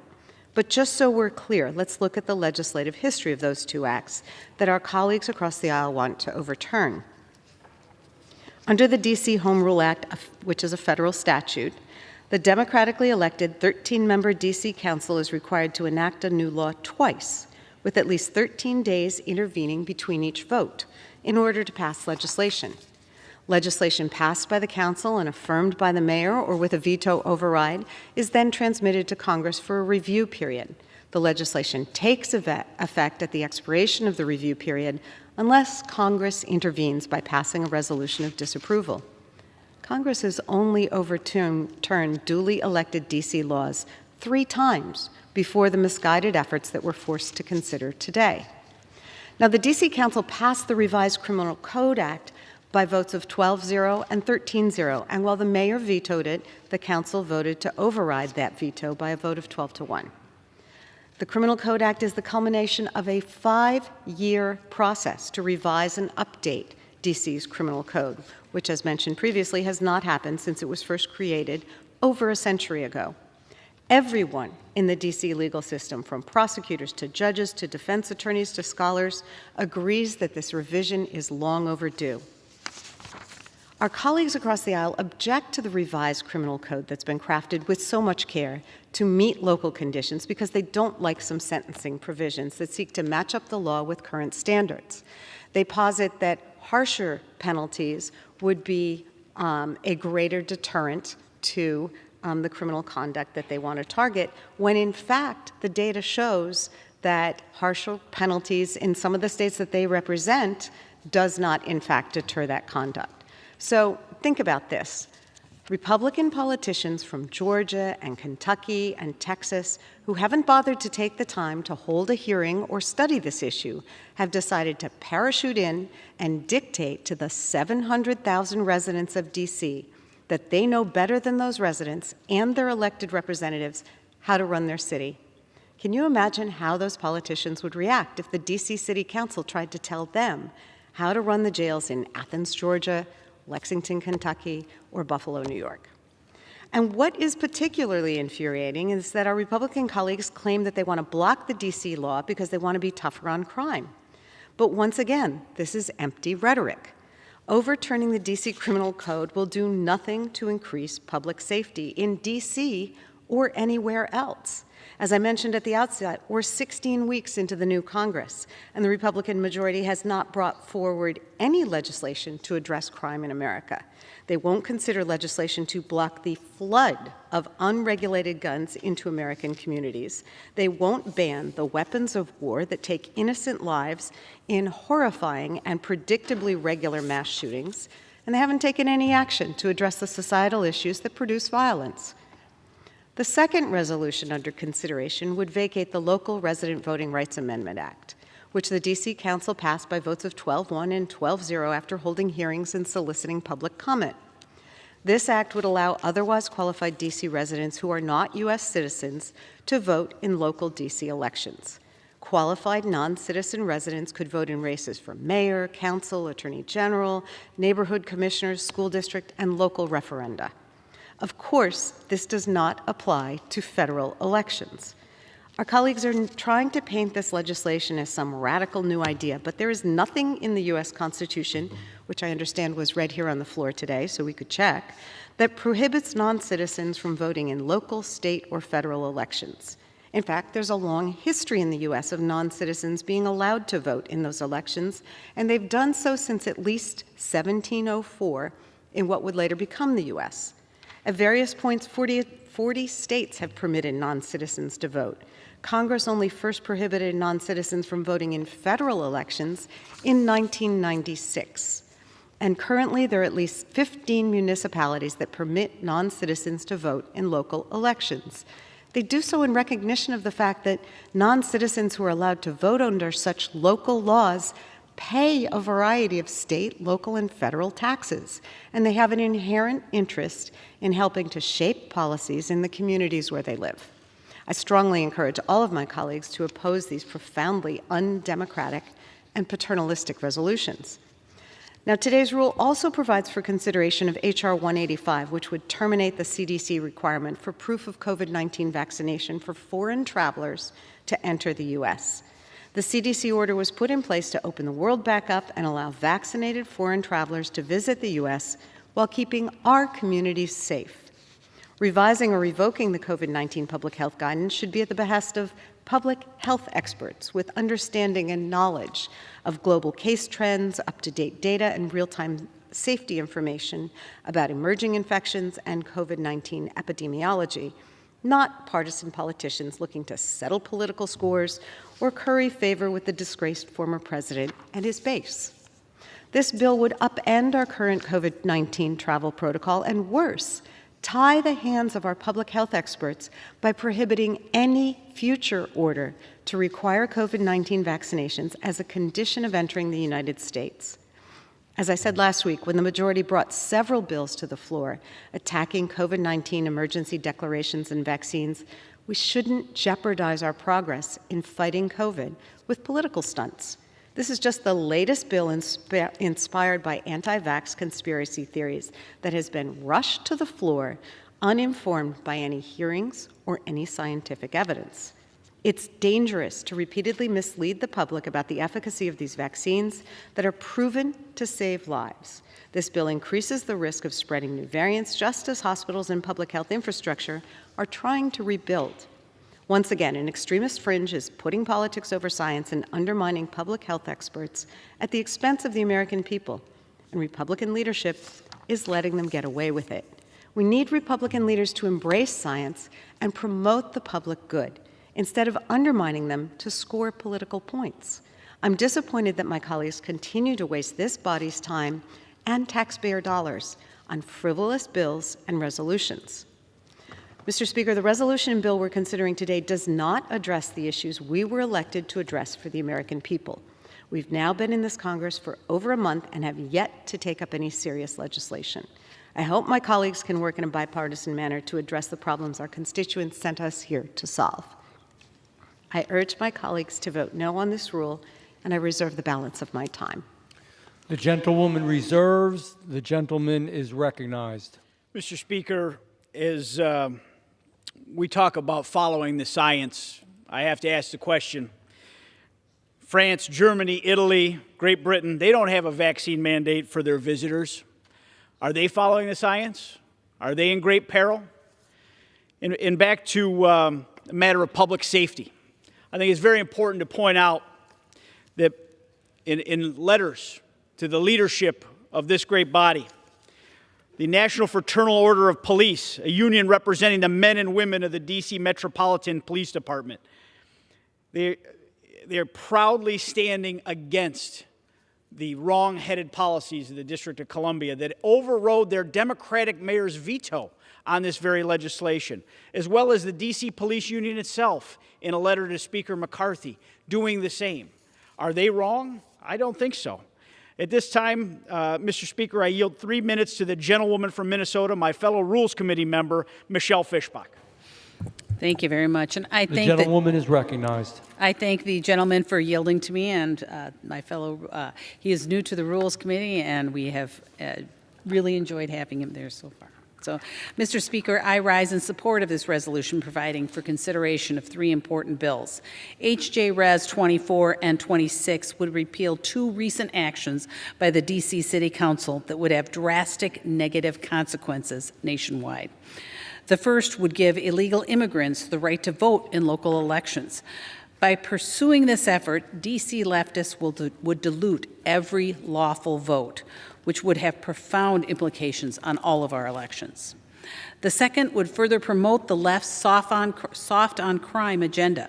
According to the Major Cities Chiefs Association, cities across the country have experienced increases in homicides by nearly 50% and aggravated assaults by over a third. The so-called Revised Criminal Code Act would only accelerate these crime rates by eliminating mandatory minimums, reduce penalties for violent crimes, and bottle up local courts that are paid for by the federal government, federal tax dollars from across the country. Under the D.C. Home Rule Act of 1973, Congress retains the ultimate say over affairs within the seat of our federal government. The authority is derived under Article 1 of the Constitution, which grants Congress the authority over D.C. in, quote, all cases whatsoever, unquote. Congress has voted to overturn various D.C. efforts throughout the years, as recently as 2014. Western Minnesotans know these efforts will not simply remain in Washington. Radical leftists in the Twin Cities are pursuing similar efforts. Recently, it was claimed at the Minnesota State Capitol that illegal immigrants are voting in droves.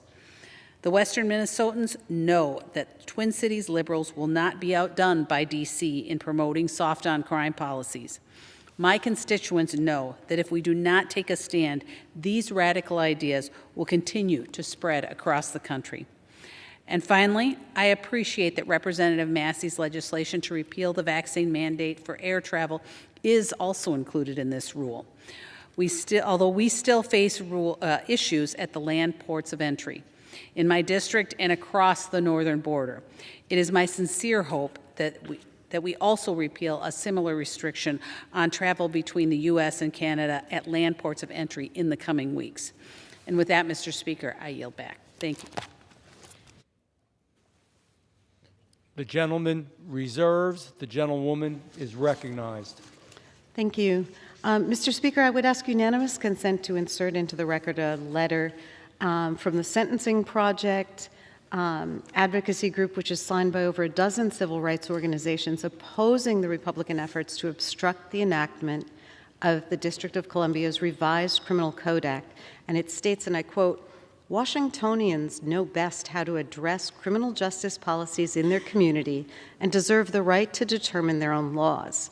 Local leaders are better positioned and retain more expertise to address safety and justice issues in the district than Congress. Without objection. Thank you. And now, Mr. Speaker, I would yield 3 minutes to the gentlewoman from the District of Columbia, our esteemed colleague, Ms. Holmes-Norton. The gentlelady is recognized for 3 minutes. I thank my friend for yielding. I strongly oppose this rule. This rule would allow the House to consider two resolutions that would nullify two bills recently enacted by the District of Columbia's local legislature, the D.C. Council. These are profoundly undemocratic, paternalistic resolutions. The House, in which the nearly 700,000 D.C. residents have no voting representation, is attempting to nullify a bill enacted by the D.C. Council, whose members are elected by and accountable to D.C. residents. What is democracy? The dictionary defines it as a, quote, government in which the supreme power is invested in the people and exercised by them directly or indirectly through a system of representation, usually involving periodically held free elections, end quote. Perhaps President Lincoln described democracy best in the Gettysburg Address as government of the people, by the people, and for the people. The D.C. Council has 13 members. The members are elected by D.C. residents. 8 members are elected by geographical area, and 5 members are elected at large. If D.C. residents do not like how the members vote, they can vote them out of office. Congress has 535 members.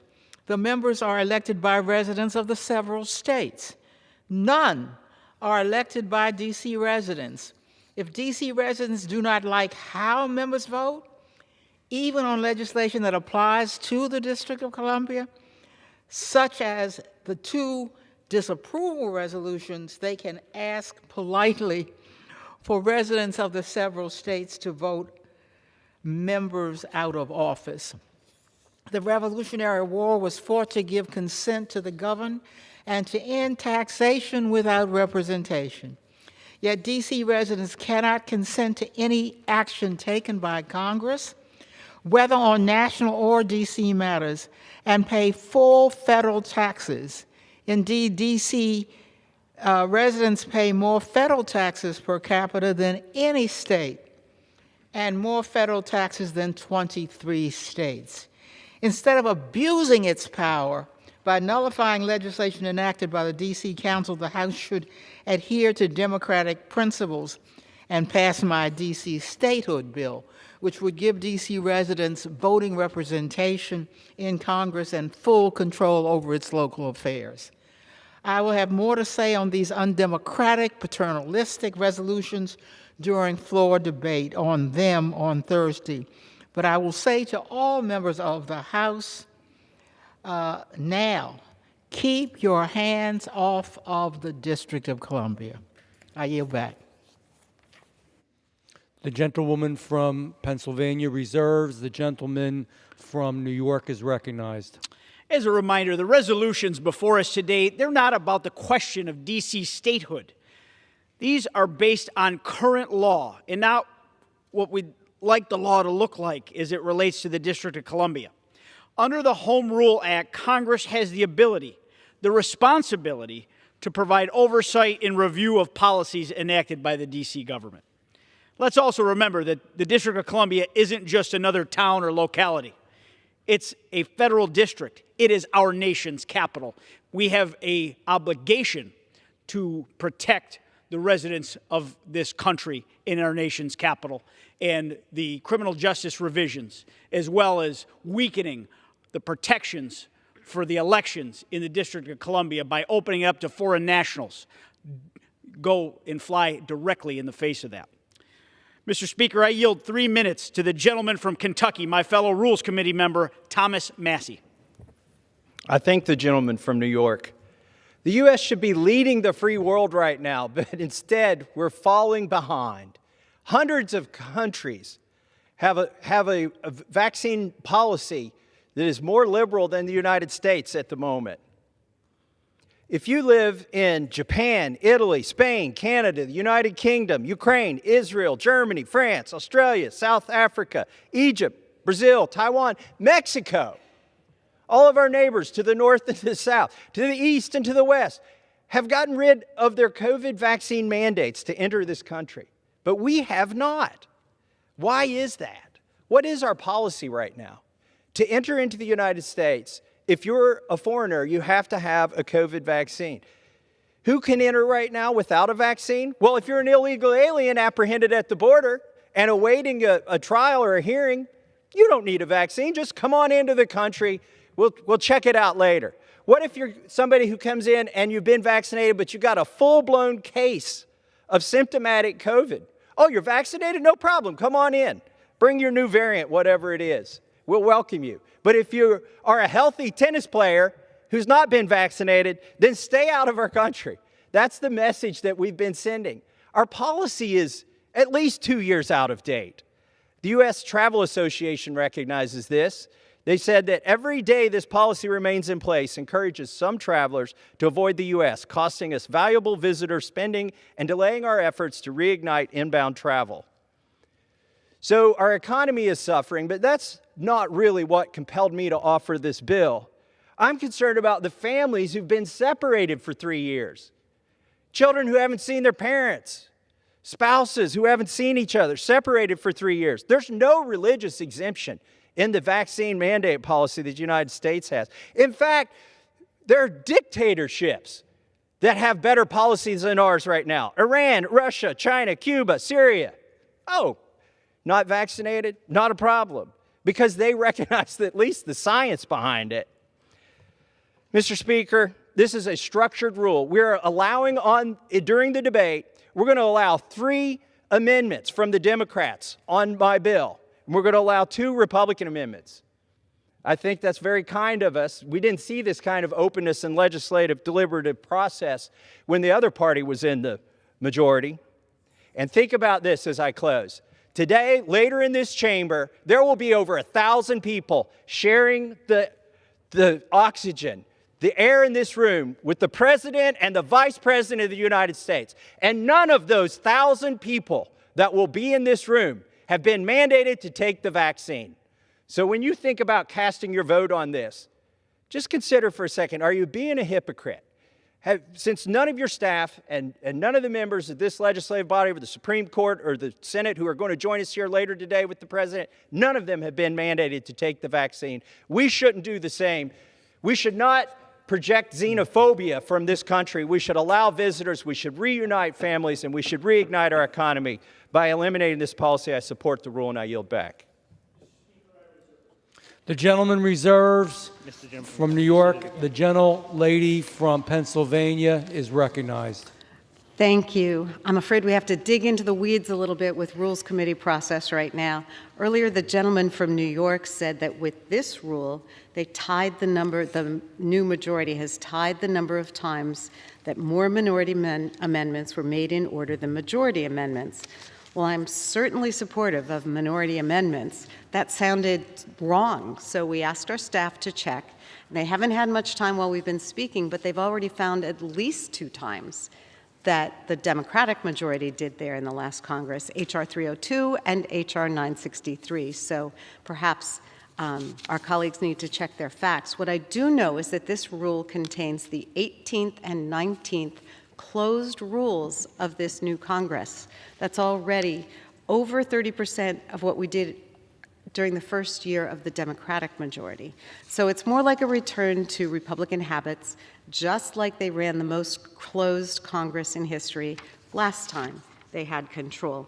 I'm also astonished to learn that it was the possibility of family separation that inspired our colleagues to introduce H.R. 185, when the issue of family separation due to our outmoded, broken immigration system has not served to inspire any urgency to reform that system.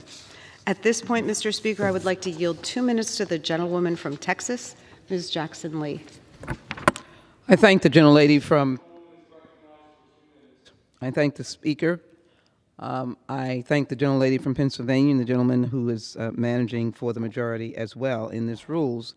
Let me just say we will all have an opportunity to debate this legislation in general debate, but I do think it's important to frame the challenges that all of these particular initiatives have.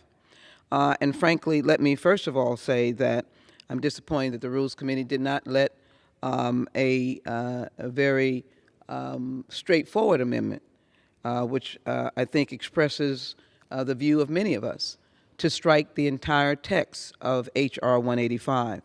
During the pandemic, I organized a bipartisan COVID-19 task force. We worked very hard, included a Republican, a doctor, and other members. We held meetings with doctors. We held meetings with scientists, hospital administrators. They were very grateful. Many of you may have heard me say that I did over 70+ testing sites and over 70+ vaccination sites, going up to 150 in my community. It is about the science. People understood the science and they gravitated toward vaccines. That means that any elimination of the requirement of foreign travelers should be on the science, not be on the whims of individuals who believe that they are helping to unify families. It is about the science. And the reason why we are where we are today, even though there are 500 people getting COVID and there are people dying every single day, is because more Americans believed in the science than did not. That's why we developed this protection. And so I think this is wrong-headed to have this legislation. Finally, H.J. Res. 24, H.J. Res. 26, disapproving the actions of the District of Columbia on voting rights and on the criminal code is, again, undermining local rule, and they have the right to local rule. Constitutionally, everyone should have the right to equal protection under the law in the place where they are. Washington, D.C., Mr. Speaker, should not have the intrusion of the United States Congress. I yield back. The gentlewoman from Pennsylvania yields, reserves. The gentleman from New York is recognized. Mr. Speaker, thank you. I yield 3 minutes to the gentleman from Texas, my fellow Rules Committee member, Chip Roy. The gentleman is recognized for 3 minutes. I thank the Speaker. I thank the gentleman. Glad to have him on the Rules Committee and glad to serve with him. You know, some of my colleagues on the other side of the aisle have been asking, what have we been doing over the last few weeks? Well, I'll tell you what we've been doing. We've been protecting babies born alive. We've been protecting families from the invasive audits of the Internal Revenue Service, or at least trying to, if Chuck Schumer doesn't block us. Trying to protect the Strategic Petroleum Reserve from 200 million barrels being dumped by the president, heading right into an election. Lo and behold.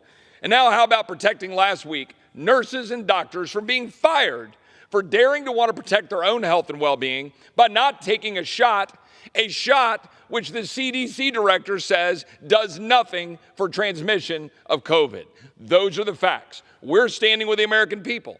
American people who are sick and tired of an overbearing federal government sticking its nose where it doesn't belong, into the well-being, into the health, into the jobs, into the lives of the American people. That's the truth. Now what are we trying to do?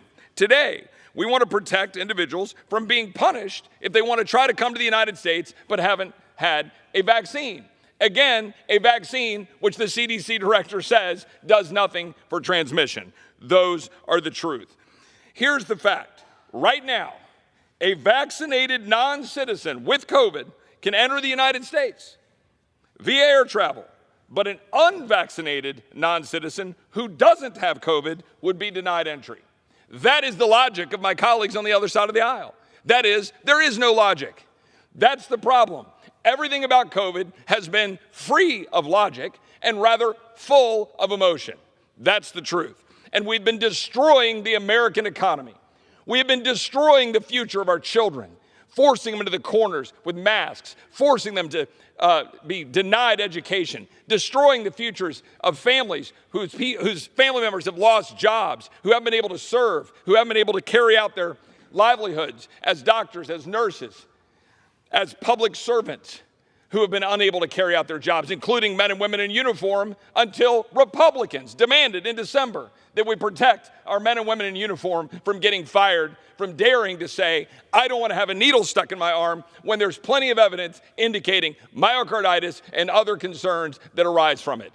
Wonder why we haven't had any committees by my hearings by my colleagues on the other side of the aisle, diving into the origins of COVID, diving into the side effects of the vaccine. Well, we're going to do it now, and history is going to judge us, and we're going to be on the side of protecting the American people. And I'll tell you one last thing. This is the capital city of the United States of America, and Congress has the authority to protect the people who want to visit here and to make sure that American citizens are the ones who vote. It is not a state. It is our nation's capital seat. I yield back. Gentleman from New York reserves. And the gentlelady from Pennsylvania is recognized. Thank you. Mr. Speaker, if we defeat the previous question, I'll offer an amendment to the rule to ensure that H.R. 185 does not take effect unless it is certified that it won't decrease Social Security benefits. Mr. Speaker, I ask unanimous consent to insert the text of my amendment into the record along with any extraneous material immediately prior to the vote on the previous question. Without objection. Social Security is the bedrock of our nation's social safety net. Since its inception, it has lifted millions of our seniors out of poverty. Protecting the benefits that Social Security provides should be a priority for this Congress, for everyone in this Congress, as my Republican colleagues are demanding reckless cuts in exchange for paying our nation's bills. Democrats are going to continue to push to ensure that these vital benefits are protected, and will continue to give Republicans every opportunity to ease the American people's anxiety by demonstrating with their votes, including on this measure, that they do not intend to cut Social Security. Mr. Speaker, I reserve. The gentle lady from Pennsylvania reserves. The gentleman from New York is recognized. Thank you, Mr. Speaker. I yield 3 minutes to the gentleman from Missouri, Mark Alford. Thank you, The sir. gentleman is recognized for 3 minutes. Thank you, Mr. Speaker. My dad died 5 years ago. One of the, I think, most precious moments I remember with him as a child is going with him to vote. Back in the late 60s, early 70s, when the polling stations had the boxes, you would go in and the curtains would close and you would go in and pull a lever. My dad wanted to make sure that we all knew, me and my 3 brothers, just how important voting was, that it's not only our right, it is our responsibility as U.S. citizens. So today I rise in support of the rules for House Resolution 24. Free, fair, and trusted elections are the most sacred, the most essential part of our democracy for a healthy republic. Unfortunately, the D.C. Council has tried to undermine the voice of American citizens who vote in D.C. by granting illegal aliens the right to vote. This is wrong. We know it's wrong. It jeopardizes the sanctity of our elections. Law-abiding U.S. citizens should not be disenfranchised by non-citizens voting. Preserving the integrity of our elections could not be more important. We must trust the vote. We must protect the vote. We must ensure the highest level of confidence for all Americans for our system. If the D.C. Council allows illegal voters to exercise the right to vote, this would have massive effects across our nation. And where would it end? Our Constitution has set forth the founding law, which determines voting rights, and it could not be more clear. The 26th Amendment of the U.S. Constitution says the right of citizens of the United States who are 18 years or older to vote shall not be denied or abridged by the United States or any state or account of age. The Constitution is clear, Mr. Speaker. The right to vote is a privilege reserved for U.S. citizens, not illegal aliens. Let me continue with Section 2. Congress shall have power to enforce this article by appropriate legislation. And that's what we're here today to do with appropriate legislation, this resolution. The right to vote is one of the most sacred rights we have. It is a bedrock of our society. It is the fundamental part of what we are as a nation. We cannot throw this right away to the D.C. Council. We will not let it happen. I'm proud to support this resolution and join my colleagues to take a stand to protect the integrity of our elections, the right of every U.S. citizen, including my late father. I yield back. The gentleman from New York reserves. The gentle lady from Pennsylvania is recognized. Mr. Speaker, I yield 1.5 minutes to the gentleman from Virginia, Mr. Byer. He is recognized for, was it 1.5 minutes? Thank you, Mr. Speaker. Mr. Speaker, I rise in opposition to the rule. H.J. Res 24, H.J. Res 26 are blatant attempts to undermine D.C. home rule. These resolutions are explicit efforts by members of Congress to interfere in local government. They aim to directly override the D.C. Council and dictate what D.C. residents can and cannot do on a local level. I firmly believe that the District of Columbia, like any other jurisdiction across the country, should be allowed to govern itself. I'm just confused that my Republican friends who have such a deep commitment to federalism where decisions are best made at the local level, why would they work to impede the right of 700,000 American citizens to self-govern? It's critical that we fiercely protect this right on behalf of citizens living in D.C. We weren't voted to be D.C. City Council members. D.C. citizens didn't ask for our say in their local matters. I trust my mayor of the city of Alexandria, Justin Wilson, to represent me ably there. And everyone else respects the people in their hometowns, their home states, to do the same. I'm certainly not here offering to overturn a local city council rulemaking in Kentucky or Georgia or Texas, but I'm sure I could find plenty to disagree with. We've got to respect the American democratic process and allow the people of D.C. to govern themselves. If we as a Congress value, respect the principle of local self-governance that make up the core of our democracy, it's hypocritical of us to revoke that right for the citizens of the District of Columbia. I urge my colleagues to strongly join me in opposing Joint Resolutions 24 and 26. Thank you, and I yield back. The gentlelady from Pennsylvania reserves. The gentleman from New York is recognized. Thank you, Mr. Speaker. I yield 2 minutes to the gentleman from California, Doug LaMalfa. The gentleman is recognized for 2 minutes. I thank you, my colleague from New York. So let's just sort this out in our minds for a minute here. Giving the privilege that our soldiers have fought for, the very cornerstone privilege of voting in this country, to people that have broken into this country, are here in this city illegally, granting them the right to vote. The people all across the fruited plain got to believe that they're out of their minds here to extend that privilege for the people that have, their first act was to break into this country. And now they want to confer the privilege of voting and deciding who the decision makers in Washington, D.C. are going to be for them. It's absurd. Now, there's a lot of things going on with D.C. politics and demands for the area here. I understand at some level part of it, but D.C. is about, 1/18 the size of Rhode Island. Its population is only a little bit larger than one of the towns in my home state of Fresno, California. They're demanding statehood when it's right in the Constitution that the District of Columbia will be kept separate from any state so it doesn't have undue influence by a state in conducting the business of the city and of the district and of the federal government housed here. So it just shows that Congress, having been authorized and given the duties of overseeing the district, needs to reassert itself once again, because the council here is out of control, thinking that that is a good idea. With some of the crime legislation that's being talked about, but the right to vote being conferred upon people whose very first act was to break into this country. People are really wondering if this place has lost its collective mind. I support this legislation to put D.C. back on the right path, a right foot of following the law. It would undermine elections all across this country to have the ideal of illegal immigrants voting in this city or other ones around the country. I thank you for the time. The gentleman reserves. Mr. Speaker, I reserve. The gentlelady from Pennsylvania is recognized. Thank you. I would inquire whether the gentleman from New York is ready to close. Yes, we are ready to close. Okay. The gentleman. Yes, the gentlelady from Pennsylvania may move forward. Thank you. Mr. Speaker, these measures today do nothing to address the important issues facing American families.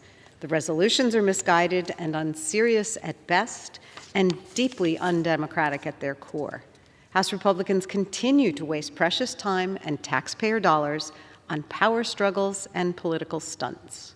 Republican leadership's acquiescence to the fringe forces in their party is a disservice to the American public. With all of the challenges this Congress should contend with, an extremist overreach to nullify democratically passed legislation and roll back life-saving COVID protections is a waste of precious time and resources. My Democratic colleagues and I are here to work on behalf of the American people and are ready to do the serious work of delivering for them, fighting for better jobs and safer communities. And we will oppose extremist attempts to stoke division, to undermine government institutions, and to threaten fundamental American freedoms. I invite my colleagues to work across the aisle to work together on the issues that matter to all of our constituents: lowering prices, addressing housing, healthcare, and education needs, making our communities safer, and protecting our environment. Mr. Speaker, I urge my colleagues to oppose the previous question in the rule, and I yield back the balance of my time. The lady yields. The gentleman from New York is recognized. Thank you, Mr. Speaker. I am prepared to close, and I yield myself the balance of my time. If individuals, recognized. Thank you. If individuals would like the power to vote in our elections, They must go through the legal process to become U.S. citizens like the millions before them did. Ask yourself, should we be extending the right to vote at no matter any level to the CCP members that work at the Chinese embassy? Should we extend the right to vote in elections in this country to members of the Russian Federation staff at their embassy? That would happen under the D.C. voting rights legislation. If individuals attack, kill, steal, and destroy property, they should be punished for those offenses, not let off the hook. These are basic tenets of our society, of our democracy, of this great nation. The District of Columbia is the seat of the federal government and as such has a special place in American society. Congress has a clear responsibility under the Home Rule Act to block policies that jeopardize the democratic rights and the lives of American citizens. We have an opportunity today not just to provide much-needed oversight to D.C.'s disastrous policies, but to also finally end a draconian vaccine mandate that has kept families and friends apart. Let's remember that around the world, other countries have ended their own COVID-19 vaccine mandates for air travelers. Europe, Canada, and elsewhere. They no longer require Americans to arrive with a proof of vaccination. Why has the administration persisted in upholding this mandate? With a proof about the vaccine's true efficacy and limitation in preventing the spread of COVID, why have they so obsessively upheld this mandate? Or any of the others for that matter? The time has come for Congress to step in and to remind the administration that the pandemic is over and allow families and friends and loved ones to reunite after years of forced separation.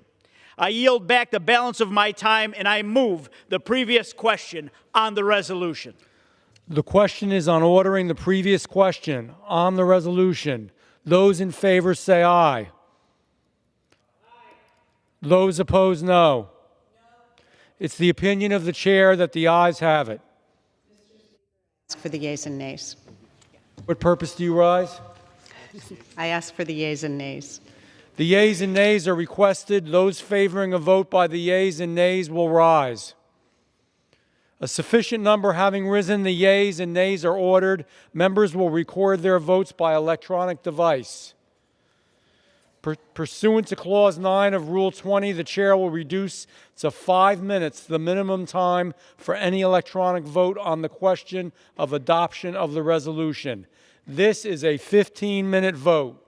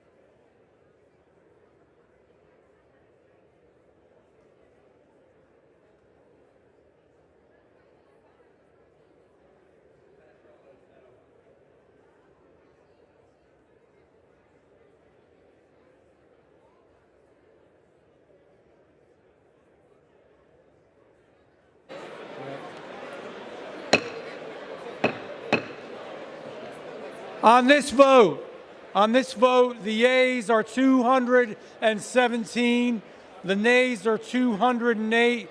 The previous question is ordered. The question is on the adoption of the resolution. Those in favor say aye. Those opposed say no. In the opinion of the chair, the ayes have it. A request to recorded vote.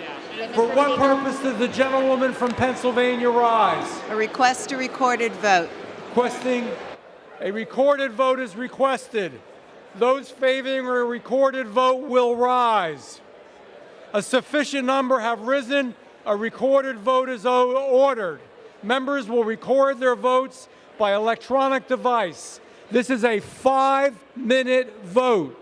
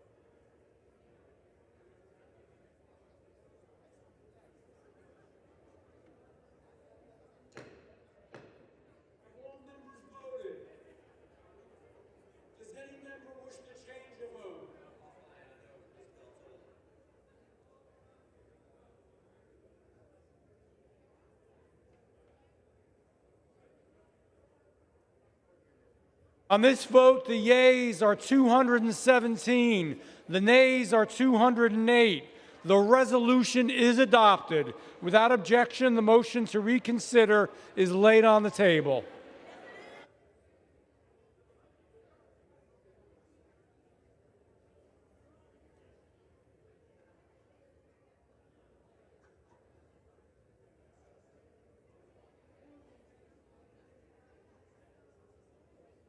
After consultation among the Speaker and the majority and minority leaders and their consent, the Chair announces that when the two houses meet tonight in joint session to hear an address by the President of the United States, only the doors immediately opposite the Speaker and those immediately to his left and right will be open.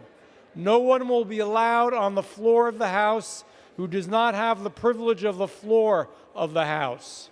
Due to the large attendance that is anticipated, the rule regarding the privilege of the floor must be strictly enforced. Children of members will not be permitted on the floor. The cooperation of all members is requested.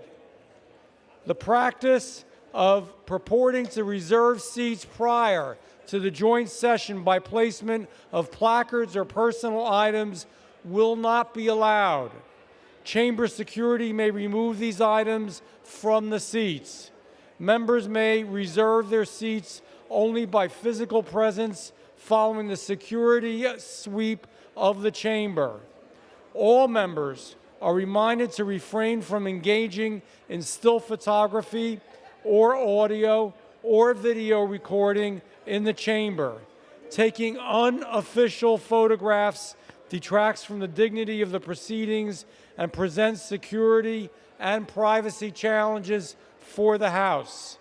Pursuant to Clause 12A of Rule 1, the Chair declares the House in recess until approximately 8:35 for the purpose of receiving in joint session the President of the United States.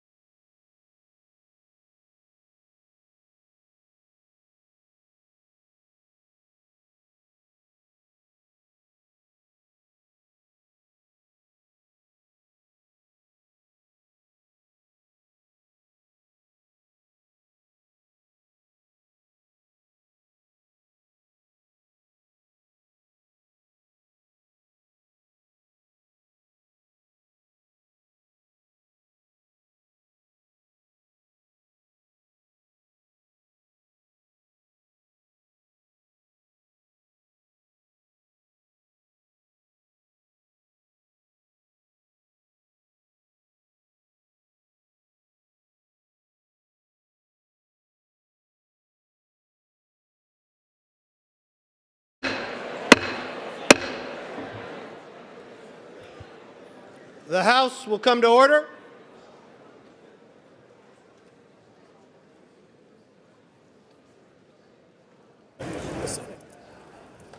Mr. Speaker, the Vice President and the United States Senate.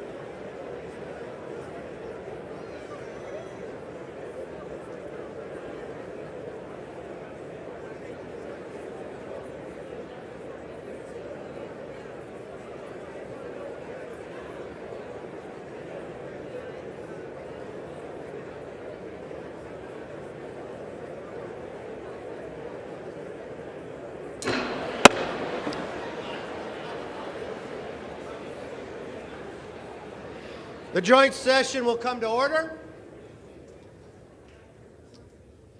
The chair appoints as members of the committee on the part of the House to escort the President of the United States into the chamber the gentleman from Louisiana, Mr. Scalise, the gentleman from Minnesota, Mr. Emmer, the gentlewoman from New York, Mrs. Stefanik, the gentleman from North Carolina, Mr. Hudson, the gentleman from Alabama, Mr. Palmer, the gentleman from Louisiana, Mr. Johnson, the gentlewoman from Oregon, Mrs. Chavez DeReamer, the gentlewoman from Virginia, Mrs. Kiggins, the gentleman from New York, Mr. Jeffries, the gentlewoman from Massachusetts, Ms. Clark, the gentleman from California, Mr. Aguilar, the gentleman from California, Mr. Liu, the gentlewoman from Washington, Del Bene, the gentleman from South Carolina, Mr. Clyburn, the gentleman from Colorado, Mr. Neguse, and the gentlewoman from California,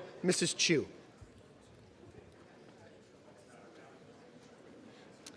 The President of the Senate, at the direction of that body, appoints the following senators as members of the committee on the part of the Senate to escort the President of the United States into the House chamber. The Senator from New York, Mr. Schumer. The Senator from Illinois, Mr. Durbin. The Senator from Washington, Ms. Murray. The Senator from Michigan, Ms. Stapadow. The Senator from Minnesota, Ms. Klobuchar. The Senator from Wisconsin, Ms. Baldwin. There she is. The Senator from Kentucky, Mr. McConnell. The Senator from South Dakota, Mr. Thune. The Senator from Wyoming, Mr. Barrasso. The Senator from West Virginia, Ms. Capito. The Senator from Iowa, Ms. Ernst. The Senator from Montana, Mr. Daines.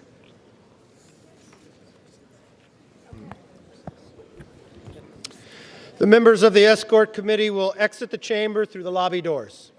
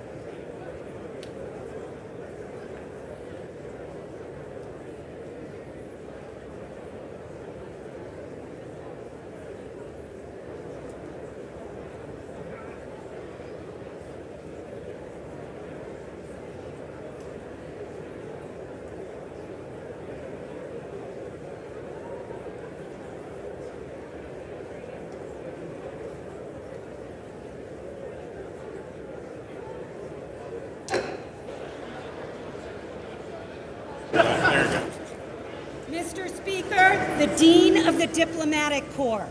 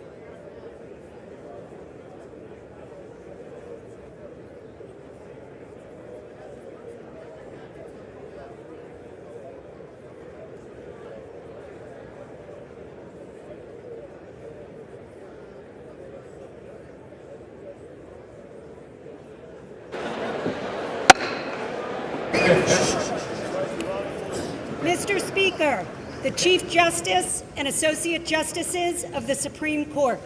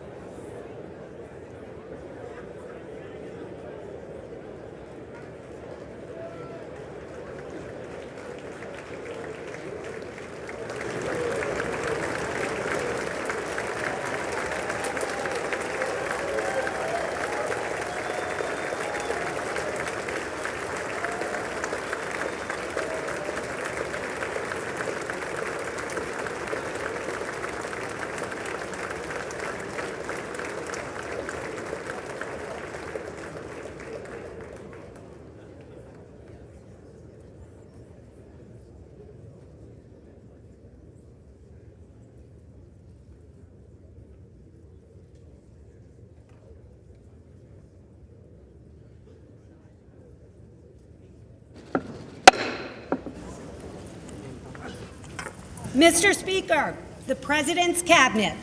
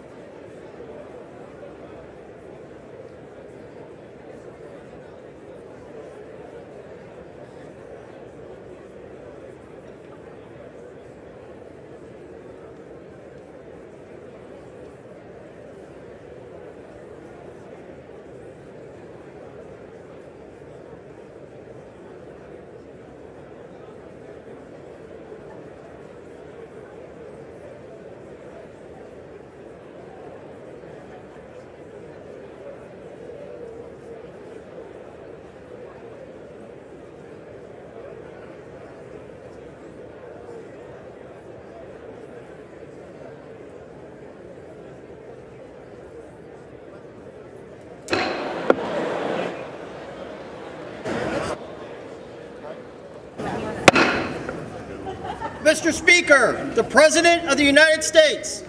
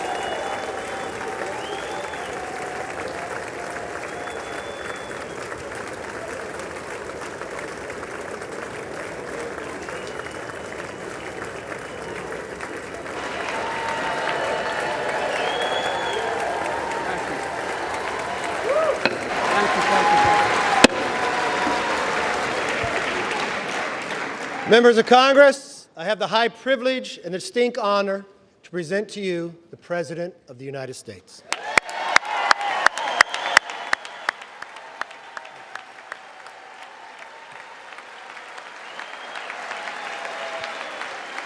Mr. Speaker.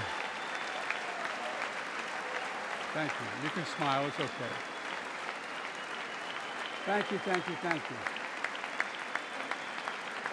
Thank you. Please.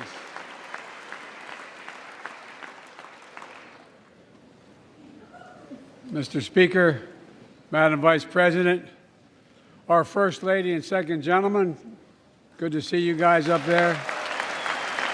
Members of Congress,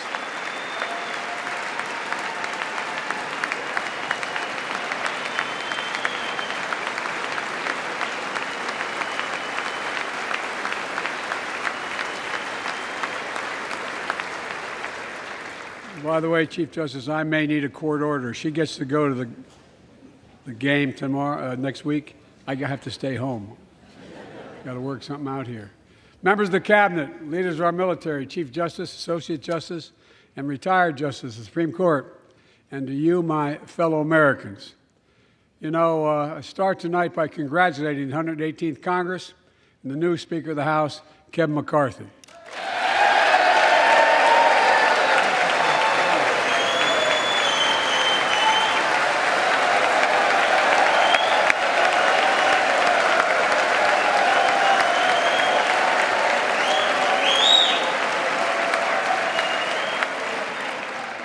Speaker, I don't want to ruin your reputation, but I look forward to working with you. And I want to congratulate the new leader of the House Democrats, the first African-American minority leader in history, Hakeem Jeffries.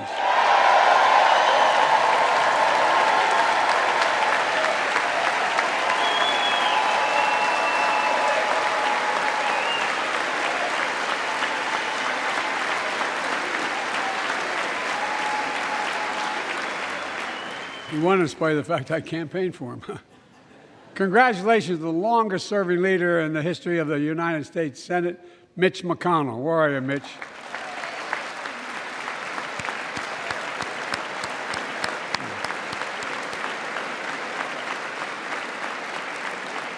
And congratulations to Chuck Schumer, another term as Senate Minority Leader. I think you. Only this time you have a slightly bigger majority, Mr. Leader. You're in a majority leader. About that much bigger? Yeah. Well, I tell you what. I want to give special recognition to someone who I think is going to be considered the greatest speaker in the history of the House of Representatives, Nancy Pelosi.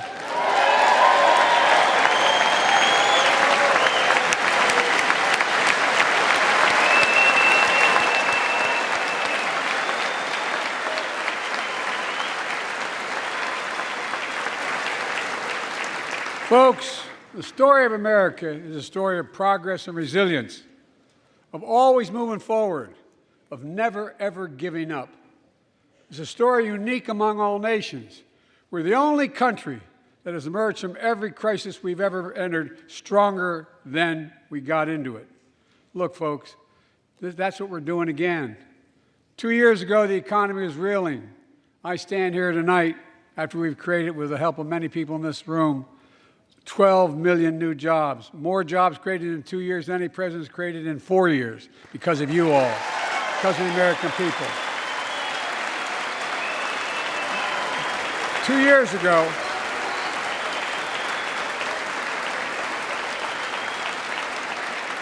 years ago, COVID had shut down, our businesses were closed, our schools were robbed of so much, and today, COVID no longer controls our lives.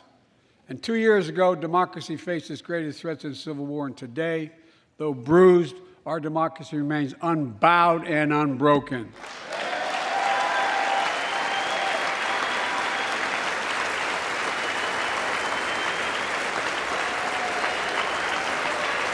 As we gather here tonight, we're writing the next chapter in the great American story, a story of progress and resilience.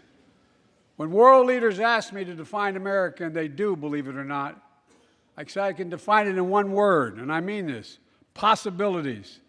We don't think anything is beyond our capacity. Everything is a possibility. You know, we're often told that Democrats and Republicans can't work together. But over the past 2 years, we've proved the cynics and naysayers wrong. Yes, we disagreed plenty. And yes, there were times when Democrats went alone.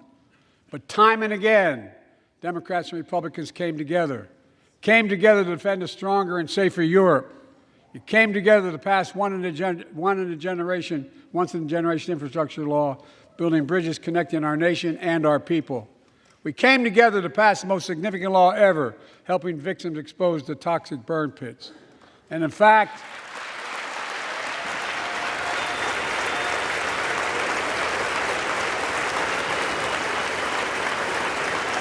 it was important.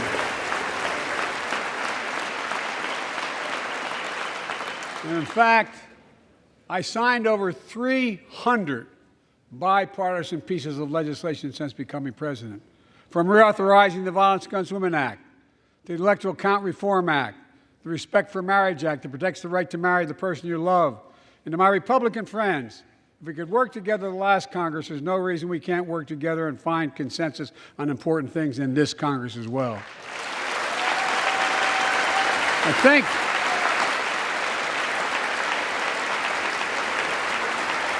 folks,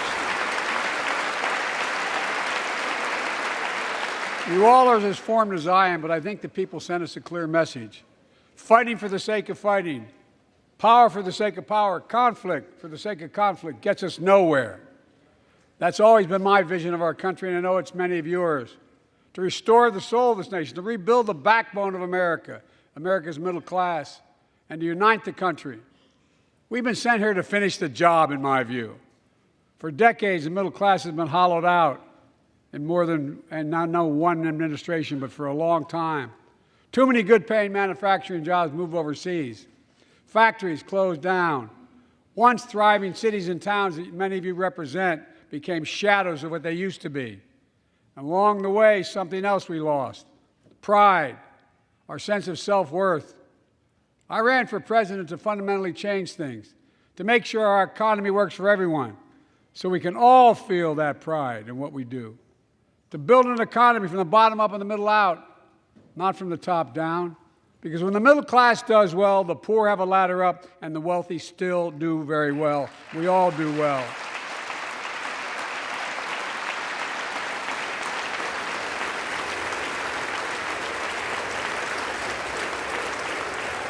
I know a lot of you always kid me for always quoting my dad, but my dad used to say, Joey, a job's about a lot more than a paycheck. He really would say this. It's about a lot more than a paycheck. It's about your dignity. It's about respect. It's about being able to look your kid in the eye and say, honey, it's going to be okay, and mean it.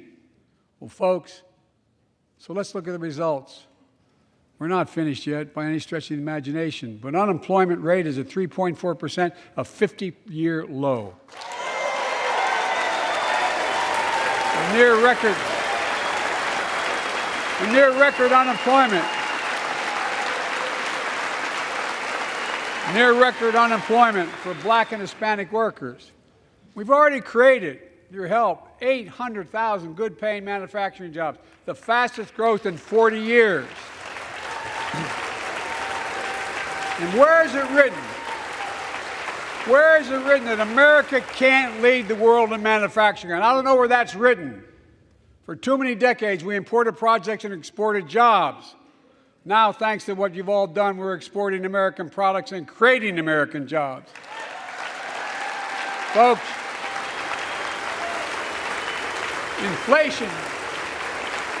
Inflation has been a global problem because the pandemic disrupted our supply chains, and Putin's unfair and brutal war in Ukraine disrupted energy supplies as well as food supplies, blocking all that grain in Ukraine.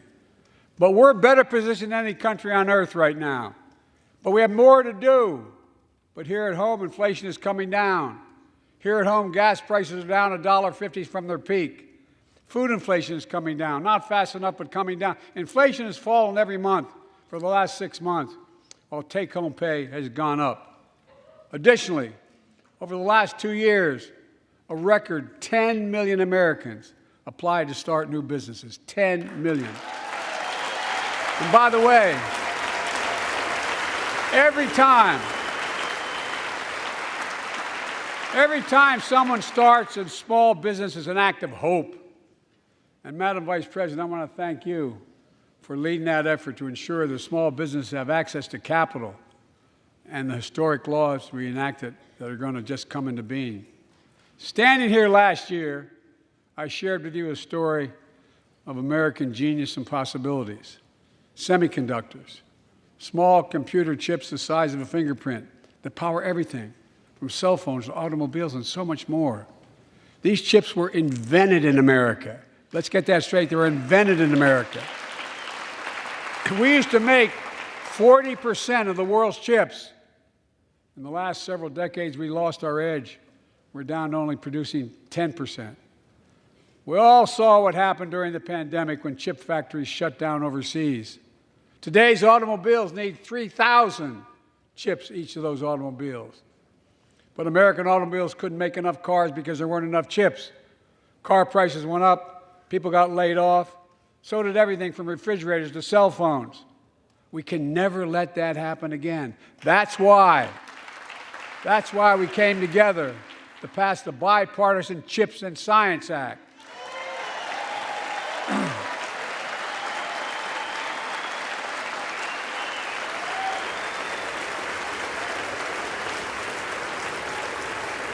Folks, I know I've been criticized for saying this, but I'm not changing my view.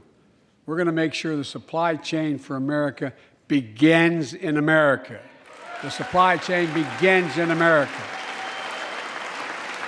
We've already created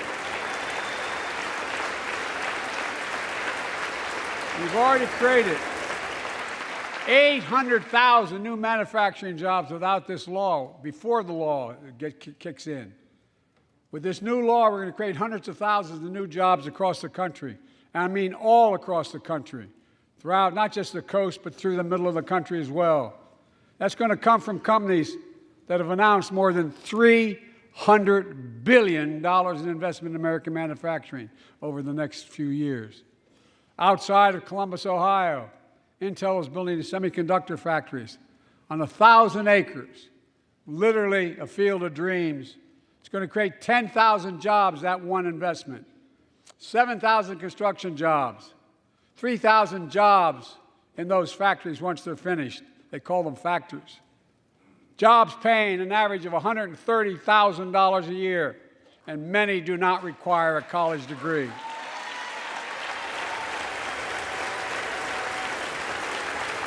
Jobs. Because we work together, these jobs where people don't have to leave home to search for opportunity. And it's just getting started. Think about the new homes, the small businesses, the medium-sized businesses. So much more that's going to be needed to support those 3,000 permanent jobs and the factories that are going to be built. Talk to mayors and governors, Democrats and Republicans, and they'll tell you what this means for their communities. We're seeing these field of dreams transform to the heartland. But to maintain the strongest economy in the world, we need the best infrastructure in the world. And folks, as you all know, we used to be #1 in the world in infrastructure. We've sunk to 13th in the world. The United States of America, 13th in the world in infrastructure, modern infrastructure. But now we're coming back because we came together and passed the bipartisan infrastructure law, the largest investment in infrastructure since President Eisenhower's interstate highway system.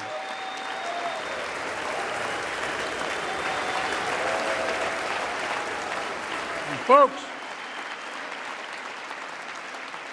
already we've funded over 20,000 projects, including major airports from Boston to Atlanta to Portland. Projects that are going to put thousands of people to work rebuilding our highways, our bridges, our railroads, our tunnels, ports, airports, clean water, high-speed internet, all across America. Urban, rural, tribal. And folks, we're just getting started. We're just getting started. and I mean this sincerely. I want to thank my Republican friends who voted for the law, and my Republican friends who voted against it as well. But I still get asked to fund the projects in those districts as well. But don't worry. I promised I'd be a president for all Americans. We'll fund these projects. And I'll see you at the groundbreaking. Look, this law will further unite all of America. Projects like Brent Spence Bridge in Kentucky over the Ohio River, built 60 years ago, badly needed repairs, one of the nation's most congested freight routes, carrying $2 billion worth of freight every single day across the Ohio River. And folks, I've been talking about fixing it for decades, but we're really finally going to get it done. I went there last month with Democrats and Republicans and from both states to deliver a commitment of $1.6 billion for this project. And while I was there, I met a young woman named Sarah, who's here tonight. I don't know where Sarah is. Is she up in the box? I don't know. Sarah, how are you?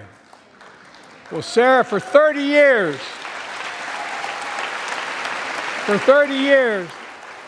I learned, she told me she'd been a proud member of the Iron Workers Local 44, known as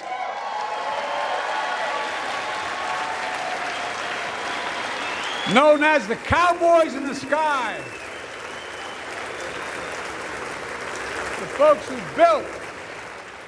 built Cincinnati's skyline. Sarah said she can't wait to be 10 stories above the Ohio River building that new bridge. God bless her. That's pride. And that's what we're also building. We're building back pride. Look, we're also replacing poisonous lead pipes that go into 10 million homes in America, 400,000 school and child care centers. So every child in America can drink the water instead of having permanent damage to their brain. Look, we're making sure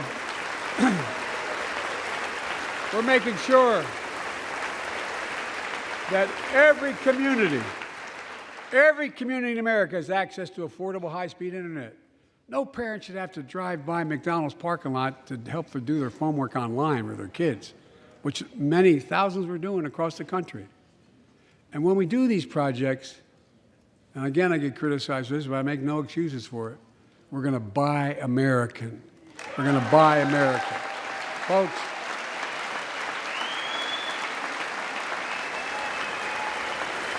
and it's totally consistent with international trade rules. Buy America has been the law since 1933, but for too long, past administrations, Democrat and Republican, have fought to get around it. Not anymore. Tonight, I'm announcing new standards that require all construction materials used in federal infrastructure projects to be made in America. Made in America. I mean it. Lumber, glass, drywall, fiber optic cable. And on my watch, American roads, bridges, and American highways are going to be made with American products as well. Folks, my economic plan is about investing in places and people that have been forgotten. So many of you listening to me tonight, I know you feel it. So many of you felt like you've just simply been forgotten. Amid the economic upheaval of the past 4 decades, too many people have been left behind and treated like they're invisible. Maybe that's you watching from home. Remember the jobs that went away. You remember them, don't you? The folks at home remember them. You wonder whether the path even exists anymore for your children to get ahead without having to move away. Well, that's why I get that. That's why we're building an economy where no one's left behind. Jobs are coming back. Pride is coming back. Because choices we made in the last several years. You know, this is, in my view, a blue-collar blueprint to rebuild America and make a real difference in your lives at home. For example, too many of you lay in bed at night like my dad did, staring at the ceiling, wondering what in God's name happens if your spouse gets cancer, or your child gets deadly ill, or something happens to you.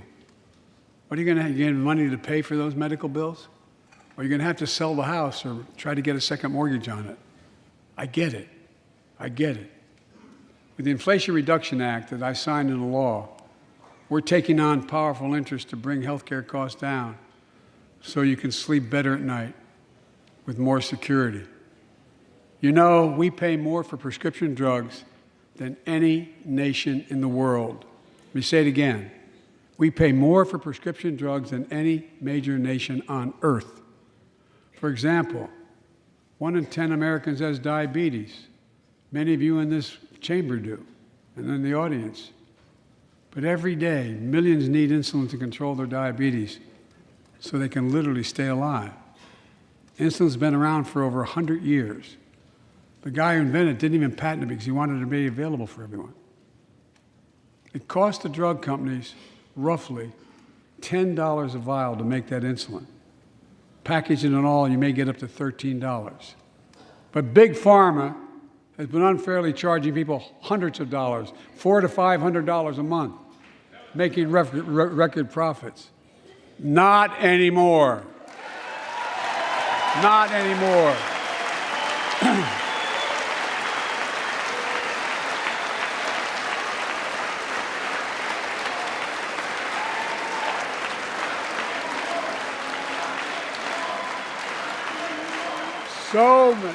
So many things that we did are only now coming to fruition.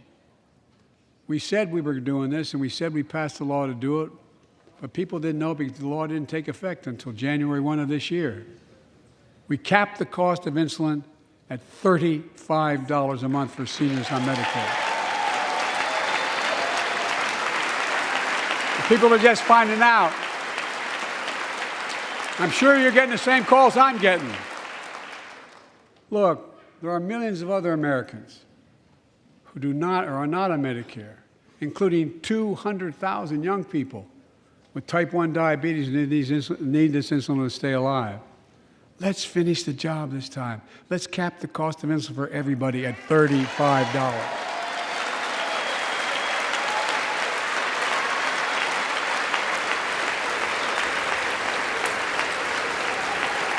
Folks,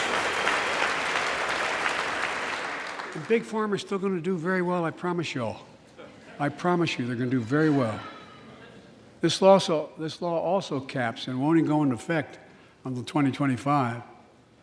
It costs out-of-pocket drug costs for seniors on Medicare at a maximum of $2,000 a year. You don't have to pay more than $2,000 a year, no matter how much your drug costs are.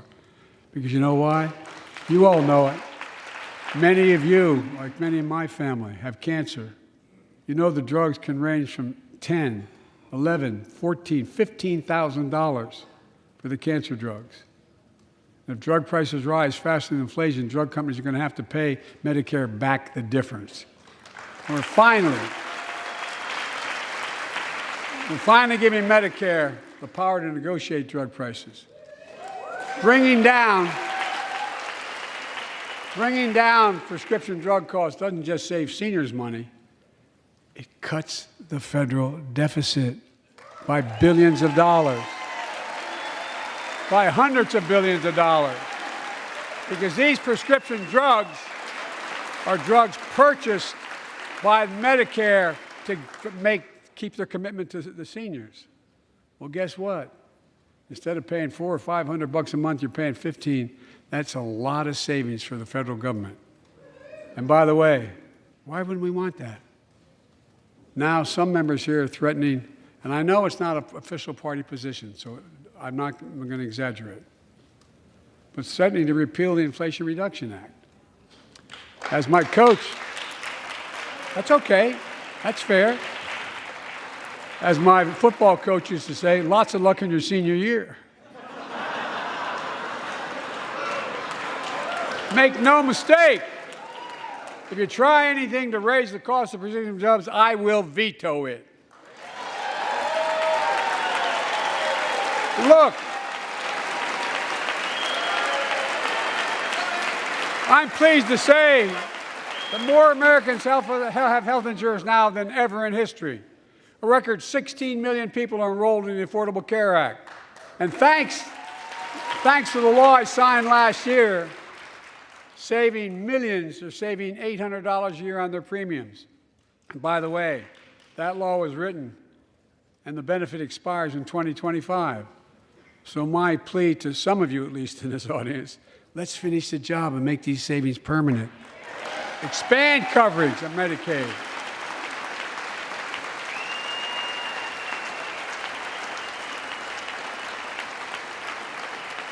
Look, the Inflation Reduction Act is also the most significant investment ever in climate change. Ever. Lowering utility bills, creating American jobs, leading the world to a clean energy future. I visited the devastating aftermath of record floods, droughts, storms, and wildfires from Arizona to Mexico to all the way up to the Canadian border. More timber has been burned, as I've observed from helicopters, than the entire state of Missouri. And we don't have global warming? Not a problem. In addition to emergency recovery, from Puerto Rico to Florida to Idaho, we're rebuilding for the long term. New electric grids that are able to weather major storms and not prevent those forest fires. Roads and water systems withstand the next big flood. Clean energy to cut pollution and create jobs in communities often left behind. We're going to build 500,000 electric vehicle charging stations installed across the country by tens of thousands of IBEW workers. And we're helping families save more than $1,000 a year with tax credits to purchase electric vehicles and efficient appliances, energy-efficient appliances. Historic conservation efforts to be responsible stewards of our land. Let's face reality. The climate crisis doesn't care if you're in a red or blue state. It's an existential threat. We have an obligation, not to ourselves, but to our children and grandchildren to confront it. I'm proud of how America, at last, is stepping up to the challenge. We're still going to need oil and gas for a while. But guess what? No, we do. But there's so much more to do. We got to finish the job. And we pay for these investments in our future by finally making the wealthiest and biggest corporations begin to pay their fair share. Just begin.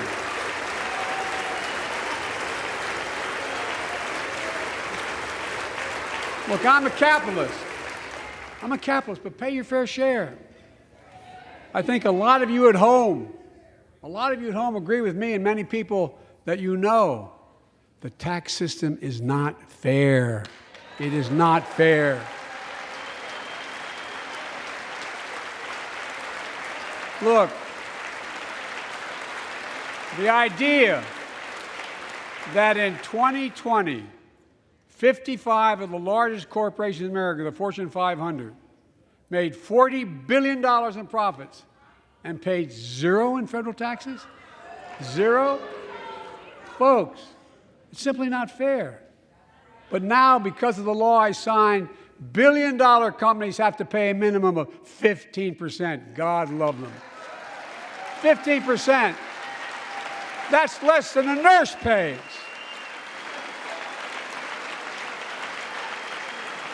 And let me be crystal clear. I said at the very beginning, under my plans, as long as I'm president, nobody earning less than $400,000 will pay an additional penny in taxes. Nobody, not one penny. But let's finish the job. There's more to do. We have to reward work, not just wealth. Pass my proposal for the billionaire minimum tax. You know, there's 1,000 billionaires in America. It's up from about 600 in the beginning of the term. But no billionaire should be paying a lower tax rate than a school teacher or firefighter. I mean it. Think about it.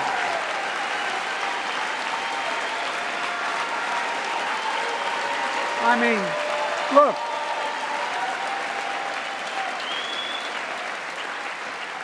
I know you aren't enthusiastic about that, but think about it. Think about it. Have you noticed Big Oil just reported its profits, record profits? Last year they made $200 billion in the midst of a global energy crisis. I think it's outrageous. Why? They invested too little of that profit to increase domestic production. And when I talk to a couple of them, they say, we're afraid you're going to shut down all the oil wells, all the oil refineries anyway, so why should we invest in them? I said, we're going to need oil for at least another decade. And that's going to exceed, and beyond that, we're going to need it. Production. If they had, in fact, invested in the production to keep gas prices down, instead, they used the record profits to buy back their own stock, rewarding the CEOs and shareholders. Corporations ought to do the right thing. That's why I propose we quadruple the tax on corporate stock buybacks and encourage long-term investments. They'll still make considerable profit. Let's finish the job and close the loopholes that allow very wealthy to avoid paying their taxes. Instead of cutting the number of audits for wealthy taxpayers, I just signed a law to reduce the deficit by $114 billion by cracking down on wealthy tax cheats. That's being fiscally responsible. In the last 2 years, my administration has cut the deficit by more than $1.7 trillion, the largest deficit reduction in American history. Under the previous administration, the American deficit went up 4 years in a row. Because those record deficits, no president added more to the national debt in any 4 years than my predecessor. Nearly 25% of the entire national debt that took over 200 years to accumulate was added by just one administration alone, the last one. They're the facts. Check it out. Check it out. How did Congress respond to that debt? They did the right thing. They lifted the debt ceiling 3 times without preconditions or crisis. They paid American bills to prevent an economic disaster in the country. So tonight I'm asking the Congress to follow suit. Let's commit here tonight to the full faith and credit of the United States of America will never, ever be questioned. Some of my Republican friends want to take the economy hostage. I get it, unless I agree to their economic plans. All of you at home should know what those plans are. Instead of making the wealthy pay their fair share, some Republicans want Medicare and Social Security to sunset. I'm not saying it's a majority. Let me give you, anybody who doubts it, contact my office. I'll give you a copy. I'll give you a copy of the proposal. That means Congress doesn't vote. Well, I'm glad to see you. No, I tell you, I enjoy conversion. You know, it means if Congress doesn't keep the programs the way they are, they'd go away. Other Republicans say, I'm not saying it's a majority of you. I don't even think it's even a significant, but it's being proposed by individuals. I'm not politely not naming them, but it's being proposed by some of you. Look, folks, the idea is that we're not going to be moved into being threatened to default on the debt if we don't respond.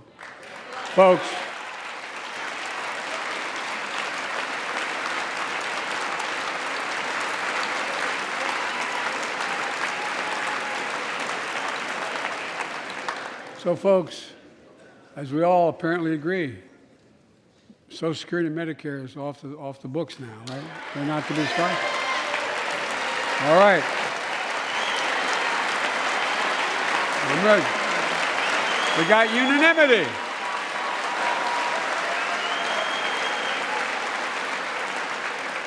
Social Security and Medicare are a lifeline for millions of seniors. Americans have to pay into them from the very first paycheck they started. So tonight, let's all agree, and we apparently are. Let's stand up for seniors.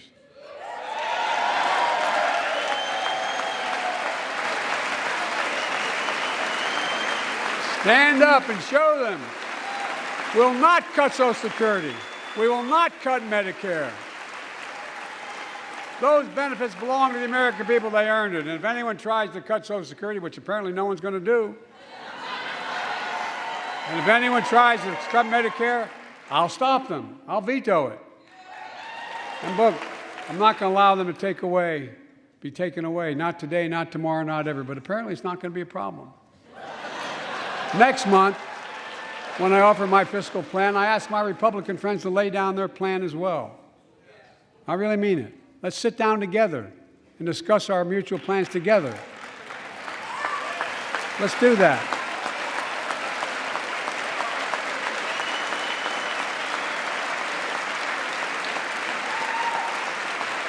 I can tell you, the plan I'm going to show you is going to cut the deficit by another $2 trillion. And it won't cut a single bit of Medicare or Social Security. In fact, we're going to extend the Medicare Trust Fund at least 2 decades, because that's going to be the next argument. How do we keep it solvent, right?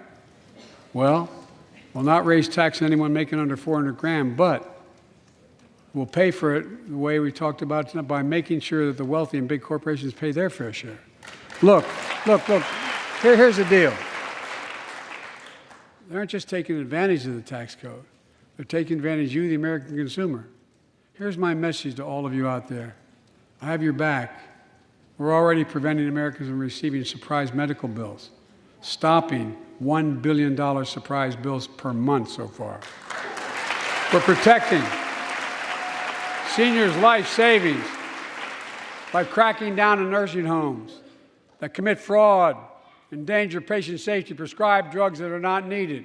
Millions of Americans can now save thousands of dollars because they can finally get a hearing aid over the counter without a prescription. Look, capitalism without competition is not capitalism. It's extortion. It's exploitation. Last year, I cracked down with the help of many of you on foreign shipping companies that were making you pay higher prices for every good coming into the country.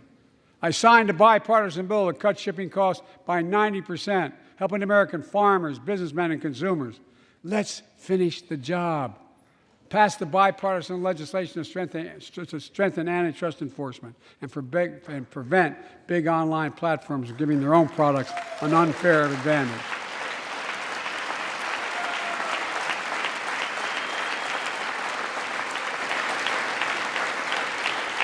My administration is also taking on junk fees, those hidden surcharges too many companies use to make you pay more. For example, we're making airlines show you the full ticket price up front, refund your money if your flight is canceled or delayed.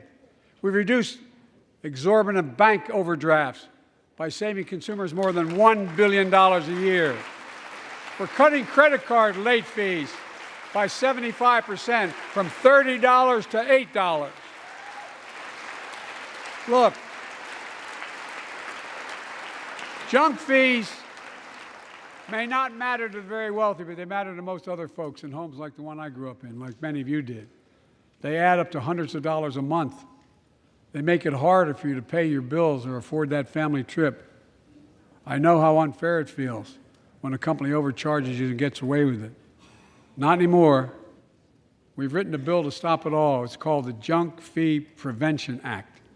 We're going to ban surprise resort fees that hotels charge on your bill. Those fees can cost you up to $90 a night at hotels that aren't even resorts. The idea that cable, internet, and cell phone companies can charge you $200 or more if you decide to switch to another provider. Give me a break. We can stop service fees on tickets to concerts and sporting events and make companies disclose all the fees up front. And we'll prohibit airlines from charging $50 round trip for a family just to be able to sit together. Baggage fees are bad enough. Airlines can't treat your child like a piece of baggage. Americans are tired of being. We're tired of being played for suckers. So pass the Junk Fee Prevention Act so companies stop ripping us off. For too long, workers have been getting stiffed, but not anymore. We're beginning to restore the dignity of work. For example, I should have known this, but I didn't until 2 years ago. 30 million workers have to sign non-compete agreements for the jobs they take. 30 million. So a cashier at a burger place can't walk across town and take the same job at another burger place and make a few bucks more. It just changed. But they just changed it because we exposed it. That was part of the deal, guys. Look it up. But not anymore. We're banning those agreements, so companies have to compete for workers and pay them what they're worth.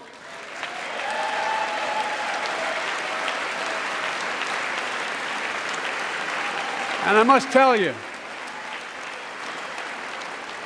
this is bound to get a response from my friends on my left but the right. I'm so sick and tired of companies breaking the law by preventing workers from organizing. Pass the PRO Act, because business have a right. Workers have a right to form a union. And let's guarantee all workers have a living wage. Let's make sure working parents can afford to raise a family with sick days, paid family medical leave, affordable child care. That's going to enable millions of more people to go and stay at work. And let's restore the full child tax credit, which gave tens of millions of parents some breathing room and cut child poverty in half to the lowest level in history. And by the way, when we do all these things, we increase productivity, we increase economic growth. So let's finish the job and get more families access to affordable, quality housing. Let's get seniors who want to stay in their homes the care they need to do so. Let's give more breathing room to millions of family caregivers looking after their loved ones. Pass my plan so we get seniors and people with disabilities the home care and services they need. And support the workers who are doing God's work. These plans are fully paid for and we can afford to do them. Restoring the dignity of work means making